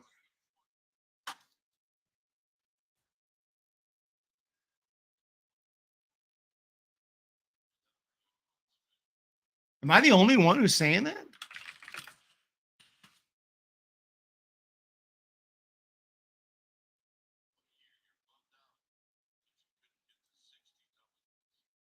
Here's Will Smith at the plate. So Marco Luciano takes over at short. There's a ball outside. 1-0.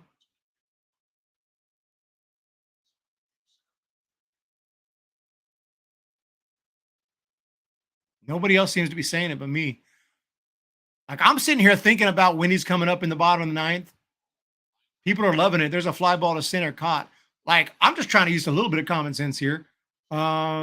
Fitting farewell for Crawford coming off the field before the start. That ain't a fitting farewell. Fitting farewell is let him walk this thing off. Keep him in the game and let's see how it goes. If it doesn't happen, it doesn't happen, but let him finish the game. Now, I guess I'm the only one who thinks like this.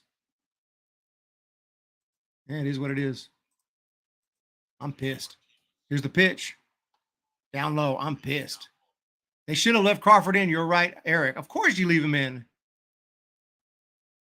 Leaving before the game is over. That's the final moment. Yeah, dude. Finish the game. 4 in the ninth for the win. Let him get a walk-off. Watch Luciano walk it off. If Luciano walks this thing off, everyone's thinking like that's supposed to be Crawford's at bat. And that's just, and now it's just symbolism of like, dude, you're washed up. The rookie's taking over. That's how we want to remember. That's how we want to finish his career. You're washed up. The rookie's taking over. Here's the pitch. Swinging a high fly ball right field. That should do it for the Dodgers in the ninth. Yastrzemski's got it. We're heading to the bottom. More than likely, he won't even come up in the bottom of the ninth. I'm just saying. Crawford had to play the entire game. That was ridiculous. Yeah, for moments. They didn't even do that to Matt Cain. I remember Matt Cain, they went out to get him, and they kept him in the game, and he finished the inning out. Yes, we don't need to. That was the applause. That was the applause, right, that I wanted. When it was Matt Cain was in the fifth, a couple guys reached base. Bochy went out to talk to him. We thought he was going to take him out so everyone could cheer. You know when we cheered? When Bochy walked off, left him in. Everyone went nuts. They left him in the game. That's what it's all about.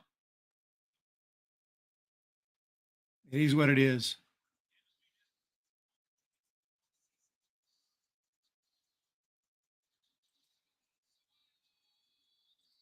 Somebody retweeted it for me.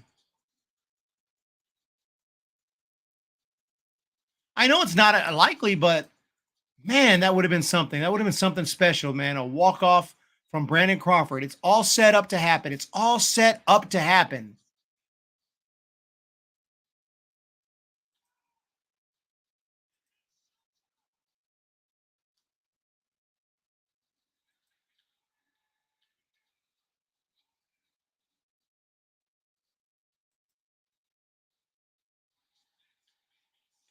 It's set up for the possibility of a Brandon Crawford walk-off, and they took him out. Our season in a nutshell. Why are you pissed? Same reason I'm pissed. Need a new president of baseball operations. I say fire Farhan and promote Pete Patilla. Next year, I don't. Most of them will be back who are on contract next year. As for re-signings, I don't know if we'll be bringing back too many. Let's see who we have going as free agents for the Giants. I totally disagree with pulling Crawford right there. I think that's weak. I think that's terrible, man. I think that's terrible. Free agents next year for the Giants. Jock Peterson, unrestricted free agent.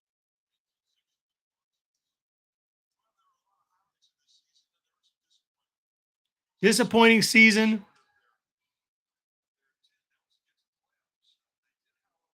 We went out on a whimper and not a bang.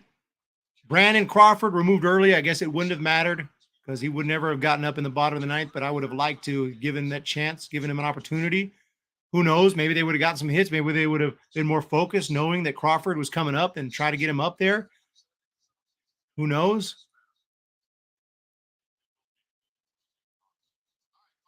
Crawford standing in the dugout for the last time, perhaps, as a player.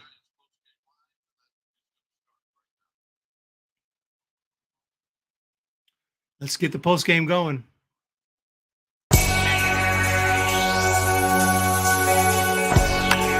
Batazo profundo, jardín derecho, señores. ¡Ay, ay, ay, ay, ay, ay!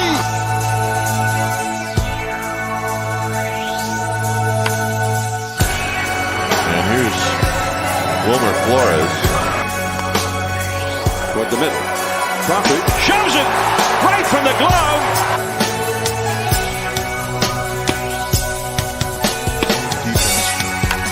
High drive down the left field line. Out of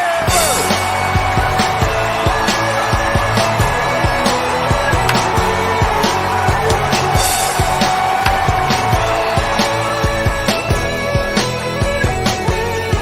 Damage control, or straight to the hole. I got no chance of ever making my goal. I lost. What's up, everyone, and welcome back to the post-game show. And there you have it, play-by-play right here on Hum Baby Baseball channel. And the Giants do exactly what they do best. No hits with runners in scoring position, barely got anybody into scoring position. Solo home runs only. Removed a pitcher with a no-hitter because the computer said to do so. The bullpen comes in and blows the game immediately. And the Giants lose today 5-2, lose the series, finish the season 79 and 83. 79 and 83, the final record for the 2023 completely meltdown of a season. And that is your recap. We will recap exactly what happened as well. Today, Harrison was nasty. He was a little bit wild. He hit 3 guys, but he looked really good. He did have a no-hitter going in the 5th. His pitch count was high. There was almost no way he was going to get the no-hitter, but personally, I leave him in until at least the 7th or 8th, and then if pitch count gets up there 130, at some point, I get it. You probably got to take him out, but I'm going to give him a chance. If you get to the 8th and you're still going, at some point, you're like, let's go, man. Go for it. But didn't happen today. They pulled him after just 5 no-hit innings. Brebbia came in, blew the game. Taylor Rogers came in, completely sucked. And Ross Stripling did throw 3 1/3 solid innings, but too little, too late. And the Giants lose 5-2 today. And we'll recap it more specifically in a moment, but I want to thank everyone who was here for the post game. For the play-by-play, and anyone else who has just now showing up for the post game. I'm embarrassed for him. That still counts as his rookie season. Joe Boyd, don't do research. To be played in 2021, 22 was Bart's official rookie season. Look it up. Joe Boyd, ABO, Elio, stop arguing. Then he barely played this year because of injury. To be Wade, we're moving to the post-game show. The game is over. Our season is officially over. Correct. This year he was Joey Fart. Logan, don't treat Crawford like that. Come on, let him finish the game. Joe Boyd, stop line. 135 days till pitchers, catchers arrive. Let us build now. Let's get going. I am not lying. Play 3 games counts in rookie seasons. No, that's not right. You get official rookie status stays. If you just played 3 games, you still have a rookie status the next year because you have to get a chance to win like the Rookie of the Year awards. And if you only played 3 games, then you didn't fulfill your rookie obligations. This is an easily looked up answer. This day and age, we have something called, I don't know if you guys have heard of it, it's called the internet. It's this weird thing where you can like look up random shit and there's some freaky stuff on there. But in this case, we can look up Joey Bart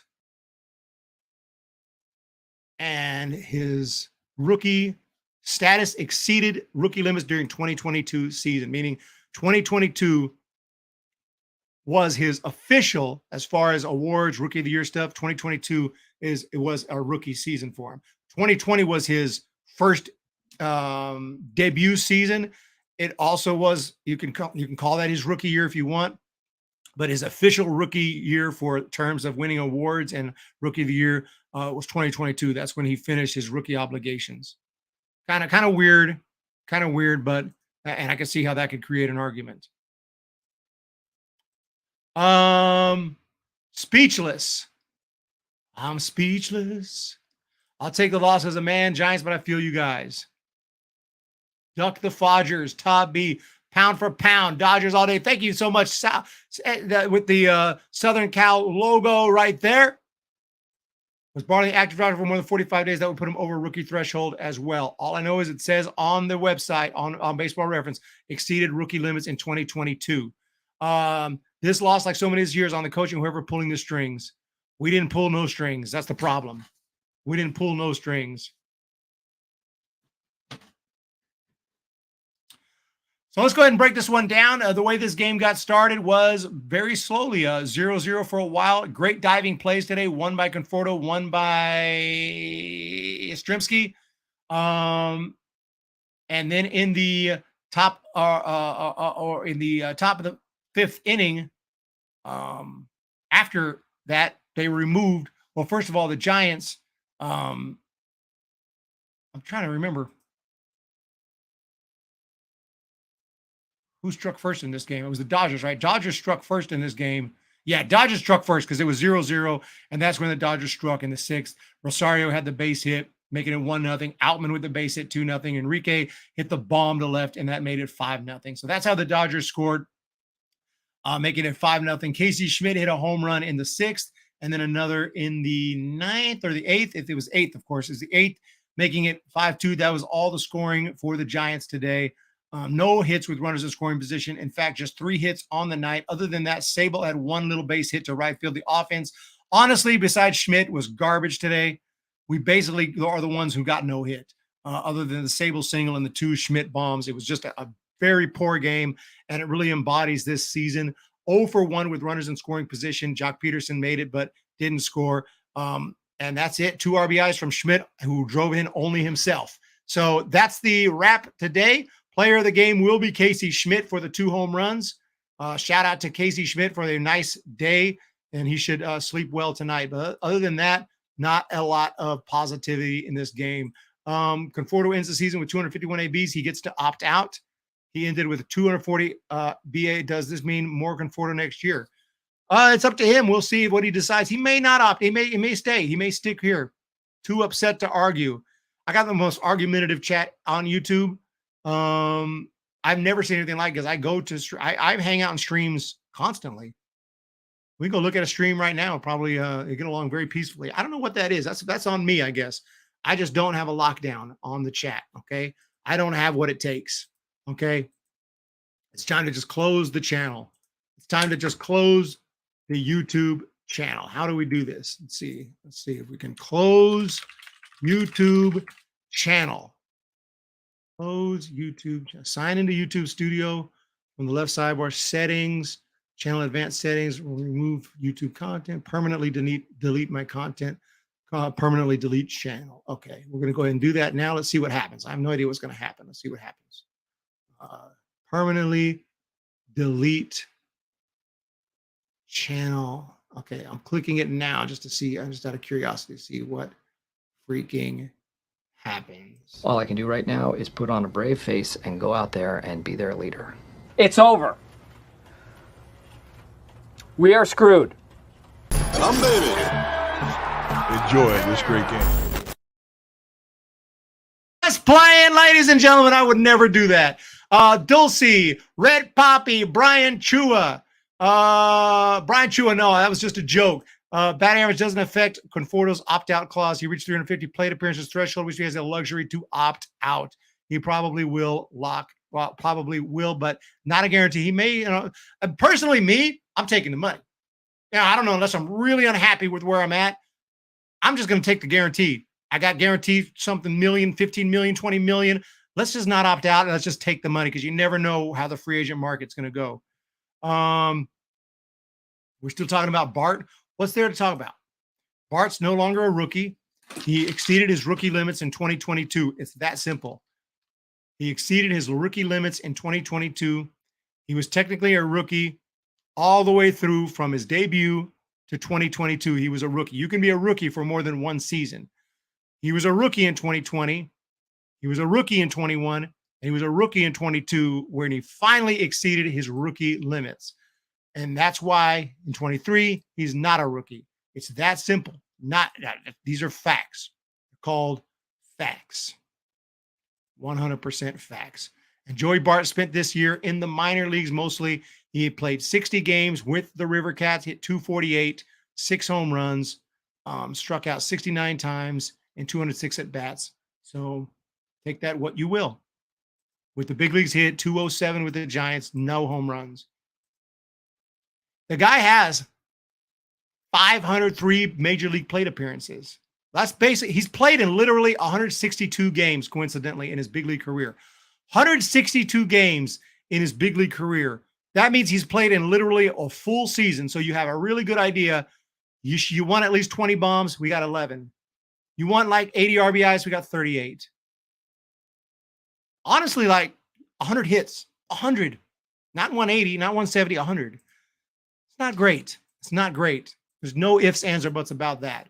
What a rough season we have been through. Thank you, Eric, and my fellow Giants, for spending most of the time with on Postgame. We try to stick around in the off season. Shane Schmidt was only 2 runs. Others should have stepped up since that was the last game of the season. We didn't step up. We won't step up.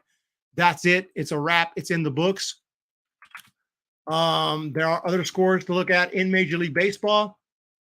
Right now it's tied. Minnesota and Colorado are in extras at Coors Field, and the Colorado Rockies have the extra base runner right now, a chance to win that game in Colorado. That's super interesting.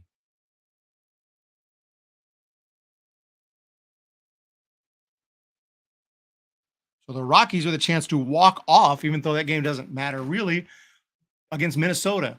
White Sox and Padres coincidentally also tied in extra innings, but that game is heading to the 11th, and it's 1-1 Padres, White Sox. Braves 8, Nationals 7 in the 9th. Boston beat Baltimore 6-1. Dodgers over the Giants, obviously, 5-2. Pittsburgh beat Miami 3-0, but Miami's going to the playoffs. Oakland lost to the Angels 7-3.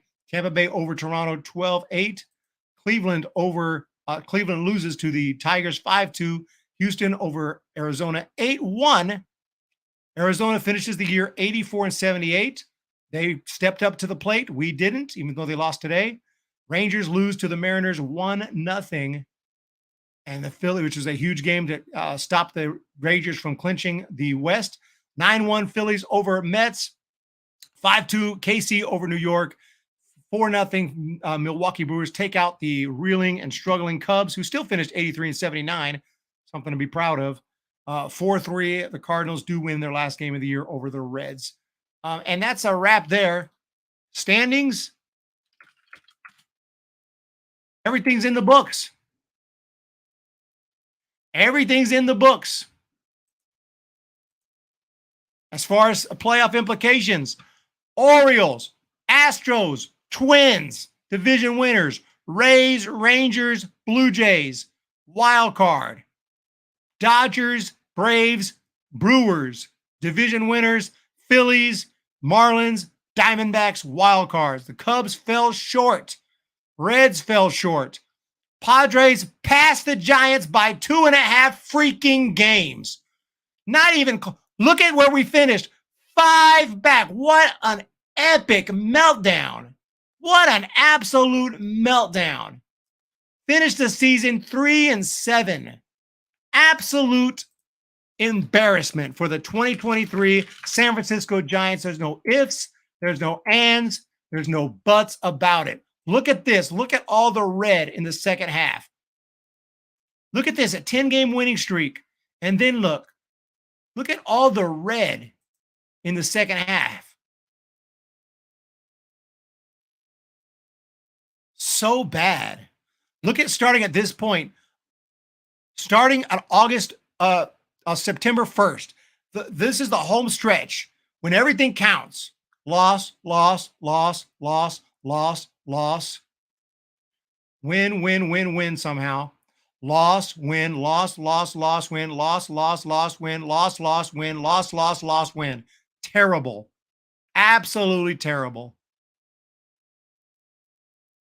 And this is when I played taps on September 21st. People were like, dude, it's a little early to play taps. We won 3 of the next 8 or 9. I mean, whatever it was bad. So that's a wrap for the season. I give this season a freaking D+ just because we had some good winning streaks. The first half was solid. They had some good rookies come up. I mean, I'm going to say all in all, when I look back at this season, it doesn't deserve to be anything better than a D+. So let me know what you guys think. What is your grade for the year? Will you give it an F? Will you give it a D? Will you give it a C? I mean, a D+ is extremely, extremely generous, but I do appreciate some of the streaks in the first half. We had a 10-game winning streak at one point. We had some really exciting rookies coming up. This is Casey Schmitz. That debut streak was amazing. The debut streak for several guys we had several rookies come up and impressive. Patrick Bailey was one of them. Luciano making his big league debut. Harrison making his big league debut.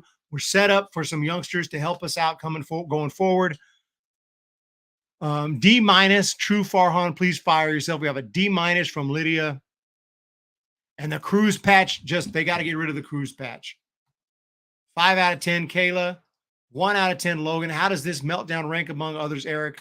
Well, I mean, there's other teams that were actually looking like they were going to win a division, and then they melted down. Giants were more of a wild card team on the kind of competing for a wild card spot. So it's not one of the worst meltdowns ever, but from Giants history, it's bad. It really was. And for a wild card history, it's one of the worst. Writing was on the wall when they lost to the A's. I remember that. Beat the Dodgers 15-0 at their house. Was that really this year? Somehow, some way. Cruise patch was a curse patch. C-. When did we announce the cruise patch?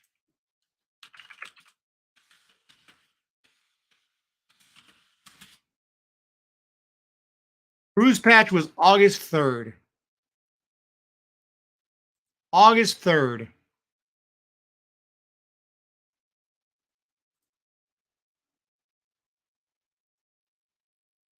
This is the day we won. We beat Arizona 1-0. I don't know if we won that day. I don't think it was till the next day. Maybe we did, but let's start on August 5th. That was when officially cruise patch. How many losses? 1, 2, 3, 4, 5, 6, 7, 8, 9, 10, 11, 12, 13, 14, 15, 16, 17, 18, 19, 20, 21, 22, 23, 24, 25, 26, 27, 28, 29, 30, 31, 32, 33 losses. 33 losses.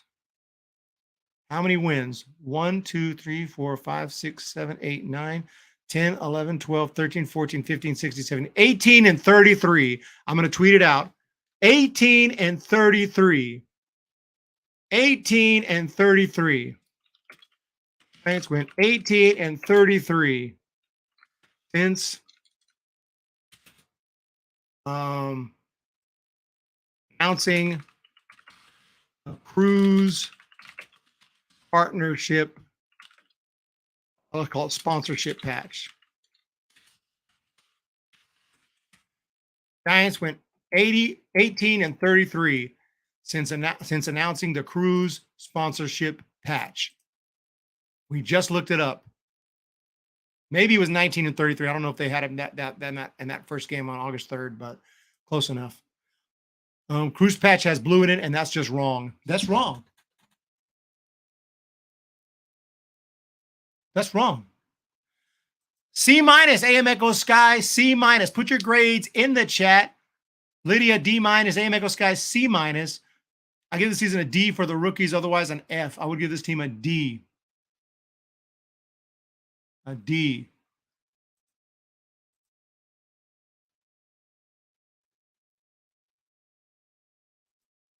If it were any team, wouldn't you keep Crawford in for the off chance of a rally in the bottom of the ninth and a chance to walk it off? If it was for any team but the Giants, yes. 4 likes, 1 retweet. For me, that's actually good. Giants went 18-33 since announcing the Cruise sponsorship patch. See, I wouldn't be allowed to talk smack about the Cruise sponsorship patch if I was working with the Giants or KNBR. If I was working there, you can't talk bad about it. You can't talk bad about the sponsorship that's sending tens of millions or hundreds of millions of dollars.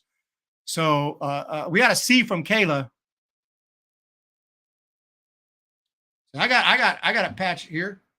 It's called an SF patch. The other side, okay, this is like the brand that made the jersey, so they can put their patch on it because they actually made the jersey. I don't know if this is Russell or I'm not sure what brand that is. Anyway, doesn't matter. Farhan is a complete liar. C- because of some of the promising rookies. Yep. I give it a D+. I'm right there with you, Will Davies. I'm at a D+. Give it a C, Machines of God. Look, we were on our way to a B, a nice wild card berth. We fell apart. Second half's an F. I mean, second half's hard to give better than an F. I think I'm going to F+ if you want. You can give it an F+ if you want. 18-33 down the stretch for the San Francisco Giants. The Cruise sponsorship patch. And before that patch, we weren't playing that well either, but we had won 4 out of 5 games and had a winning streak at one point. We had a 5-game winning streak after the All-Star break. If you guys remember, we beat Pittsburgh 6-4, 3-1, and 8-4, and then beat Cincinnati in the first 2 games. We were really on a streak. Remember the game we beat them 11-10. This was the game where was a bunch of scoring. And the Giants won 11-10, make it 5 straight. And at this point, the Giants were looking pretty. We're sitting pretty. Flores hit 2 home runs in that game. Had a huge game. Doesn't matter anymore, does it? It's all over. All in the books. DDs, double Ds, like my wife, Hoodie. That would be the best decision for the Giants. Giants owner find another president of baseball operation. D+ would have been a C-, but they fired Kapler at an odd time, showing management weakness. Orion Woodland. Yes, Patillo was brought here to replace Farhan. Stop the sponsorship, leaves that to the NBA. Let's think the NLC, DS, and wildcard games. Who got? I don't know who's playing. I know who's in it, but haven't seen the bracket. C- only because I feel the 2016 post-All-Star game was a worse collapse. It was bad. Braves executives would do a great job with development to make the Giants a lot better. To B, to have the Dodgers getting swept in the first round. To B, I was thinking the same thing when they brought them over. Are the brackets set up yet? I hate to use that term because this day and age with all the extra wild card teams, you kind of have to go. It's like full bracket style right now. Oh, I love the October shirts. I bought a playoff shirt I haven't got it in the mail yet, but I bought a playoff shirt and hat from the Richmond Flying Squirrels because that's the highest Giant affiliate to make the playoffs this year. So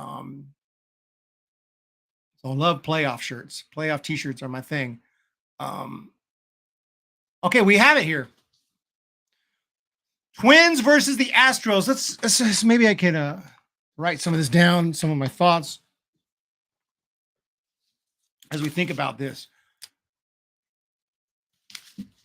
Spoiler, don't hold me to these. I could change my mind when I put out my video, but just kind of offhand, I kind of like the Astros there because I think the Astros really always show up in the playoffs. Loving Dusty. I'll be rooting for Dusty, but Twins have been waiting though. Twins are known for always losing in the first round. So you can consider them due to win, or you can consider them a team that always loses in the first round. We got super chats, $50. Dean Porter. Hey, Eric, thank you for all the entertainment this season. Awesome job as usual. Sorry this season didn't go our way. Bye, best everyone. Take good care. I will now. Thank you for that. And 70, I'm so glad I didn't delete my channel a few minutes ago. For LA being 7-6 versus SF, I didn't think LA would win 100 this year. On a serious note, it was another fun regular season of games between us. Wish I had the chance to visit you guys at Oracle this year. Here's your donation to Platform Man. GG 76. Wow. Thank you so much, Brian Chua, for LA being 7-6. Oh, man. Now I wish LA went, how many games is that? Seven, that's 13 games. And now I wish LA went 13-0, because then you'd have to send me $130. Wait. Better yet. You can really, better yet, maybe Giants go 13-0. Then you definitely got to send it. No, I'm just playing. Thank you so much for that $76. I do appreciate it. And the 50 from D Porter. Oh, wow. 2 Maroons. I can only keep one up at the same time. We're going to rotate. Keep Brian Porter's up for a little while here. Maybe Lydia, Texas, Milwaukee. I was going to say, lost my train of thought. Nothing like $100 plus in super chats to lose your train of thought. But thank you so much. Both of you are amazing. I was going to say the Twins typically lose in the first round. And someday they're going to actually win a first round series. And right now, the Twins, they're a team that they're pretty freaking hot right now. They're on fire right now. This feels like it would be the year, but they're going up against Houston, who's also been playing pretty damn good baseball. They've been hot.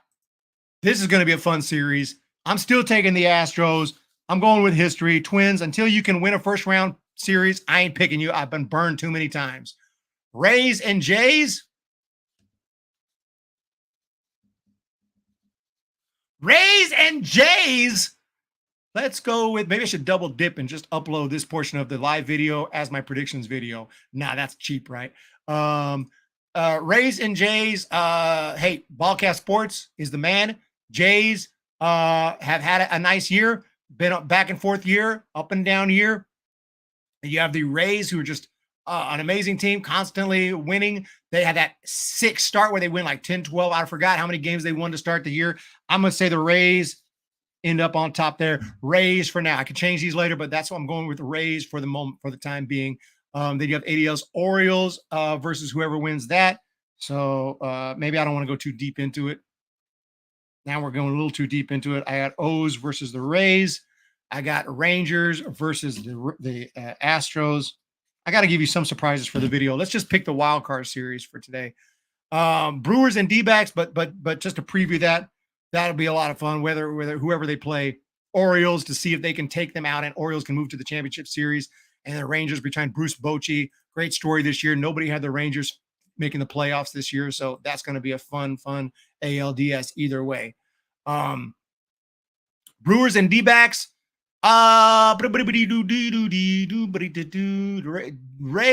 D-backs obviously have played really well this year, but they're on a losing streak. I do think that matters. You go into the playoffs losing. The Brewers, they're playing pretty good lately. I think I'll take right now. I'm leaning Milwaukee. And then the last one I'll say, Phillies and Marlins. I'm going to be rooting for the Marlins. I'm going to tell you that. But the Phillies are National League champs. Again, wild card winners. They will probably be the favorites for sure in this series. But F it. I'm taking Miami, baby. I love Miami. And there you have some wild card picks right there, ladies and gents. So that's how it's looking right now. If you do Immaculate Grid and the Twins or Cardinals show up, I'm getting your insane rarity points. I follow them like a hawk in the 80s. I want some rarity points. We'll do that. And then we're out. I gave you some preview picks right there. Spoiler alert. Yes, do this. Upload this as prediction video. Work smarter, not harder. Nah, I'm gonna give a fresh prediction video. I'll record that tonight. What were we talking about again? Oh yeah, Immaculate Grid. Last Immaculate Grid of the season, maybe. I don't know if I'll do it during the playoffs because we might have some new faces. If you guys just show up and we don't get any new faces, I'll probably do it again in the playoffs. But otherwise, I might not do because I don't know if people feel. But it is baseball related. We have, who did you say you wanted in that Immaculate Grid? Cardinals and Twins. Cardinals. Unfortunately, you have to say Cardinals, Mets, Cardinals, Angels, Cardinals, Marlins. That's a little tougher. Cardinals have traded with the Marlins. Cardinals have like literally made trades with the Marlins lately. Jordan? No, not Jordan. I can't think of anyone offhand. Miami, F it. Yes. F it. Miami. I'm taking Miami. Baby. A's and Mets. Let's go with Bartolo Colon. Angels, A's could have also been Bartolo Colon, but I already used him. So Angels and A's.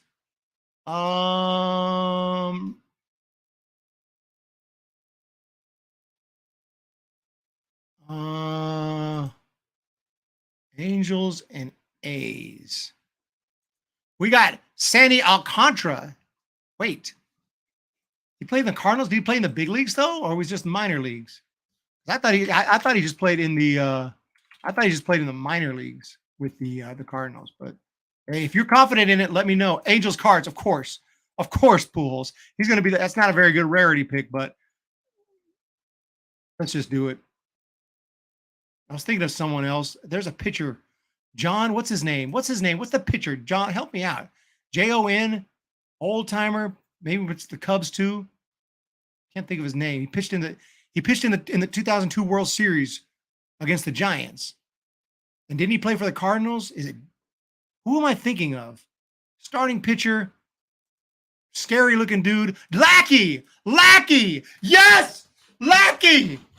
Huge difference, kids. Huge difference, kids. Thank you so much. I knew I was thinking of somebody. John Lackey. Thank you guys for your knowledge. I was lacking the name. We got to get that rare. Look, 2% rarity. We don't play with the rarity score. A's, Angels, Tommy John. That should get a good rarity score. 0.1%. 0.1% on the rarity score. Shout out to D. Porter. I need to send you 50 for that. What a pick. What a rarity score. Love that. Marlins, Cardinals, Osuna is 1. Probably not the best rarity score, but we're going to go for it because I like it. Probably about 12%. 38%. Yeah, that was a popular pick. 38% on Marcell Osuna. Let's go. Let's get this. Let's get this.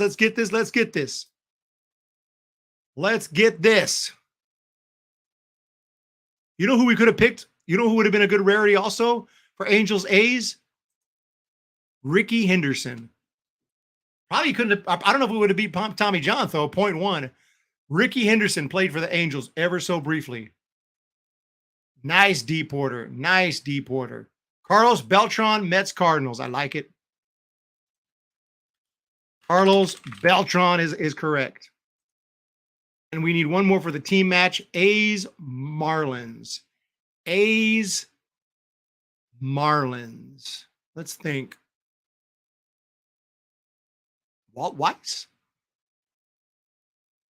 didn't play on the Marlins. No, he didn't play on the Marlins. Why am I thinking Walt Weiss played on the Marlins? Did Walt Weiss play like he played on it wasn't the Marlins, it was like Rockies or one of these teams. I think it was the Rockies. I think he did play on the Marlins. I think Walt Weiss played on the Marlins.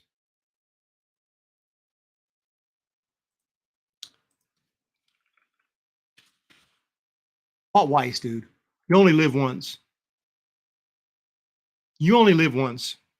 Check out this rarity score if I'm right. I vividly remember a game against the Giants, and Walt Weiss was on the Marlins. I remember it like it was yesterday. But I don't know 100% because, memories fade. Walt Weiss! I haven't looked yet. I'm going to look now. 1, 2.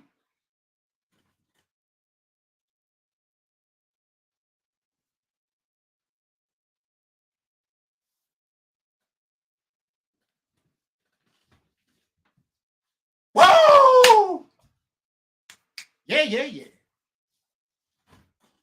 All right, we got Walt Weiss. Point or 4%, bigger than I thought. 4%. He did play on the Marlins. Okay, now we need saves. Mets, Rick Aguilera. Is he married to Christina? Wait, what are we doing now? Mets. Rick Aguilera. He got 300 saves? Really? Don't mess me up now. Dulce, here we go.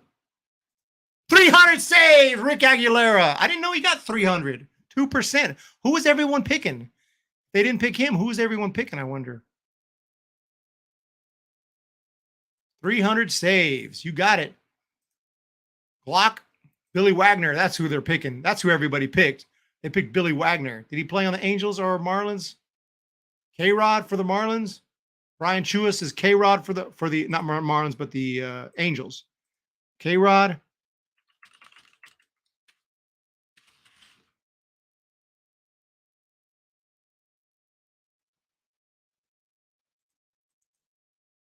How do I spell this? 300 saves here. I'm sorry. Francisco Rodriguez. Okay. Francisco Rodriguez, K-Rod, because all the K's, right? I was blanked on his name for a quick second. All right. Here we go. Francisco Rodriguez. Oh, let me make this big so y'all can see it. Francisco Rodriguez. Boom! 41%. We got it. And we need 300 saves for a pitcher who pitched for the Marlins. Who pitched for the Marlins? Yeah, I remember K-Rod. He pitched the last few years, not too long ago. He's pitched. F- real Glock baby on the Giants season. Franco for the Mets was probably real popular. Yeah, Franco. Rob Nen, of course. How did we not get Rob Nen? And here we go for this is 100% Immaculate because we know he got his 300 with the Giants and he definitely pitched for the Marlins. And we got an Immaculate grid with a 154 rarity score. Calculate the sum of the percentage for each cell you get correct, plus 100 for each empty cell. Lower score means your answers are more rare. 154 rarity score. Is that good? I think that's pretty good. 154 rarity score today. Most popular answers are the A's, Mets, Ricky Henderson, Reggie Jackson, A's, Angels, Jesus Luzardo for the Marlins, A's, recent pitcher. Keith Hernandez, Pujols, of course, Osuna, of course, John Franco, like you said, Francisco Rodriguez, K-Rod, and Rob Nen. We got the win, guys. Immaculate. I got to roll, everyone. I want to thank you for your support. I got to go right now. Thank you guys so much. Have a great day. Read my comments. Even if we made the playoffs, we ain't deserve it. I've been told y'all. I got to go right now. I got somewhere to be in 30 minutes. I got to rock and roll. Thank you guys it's been a great season. I appreciate y'all so much. Have a wonderful day. We're going to talk to you very, very soon in the playoffs, ladies and gentlemen. In the playoffs. It's been crazy. It's been fun. Thank you for those super chats. I got to roll, and we'll see y'all tomorrow. Maybe not. We'll see you soon for the predictions. Thank you guys so much. See you next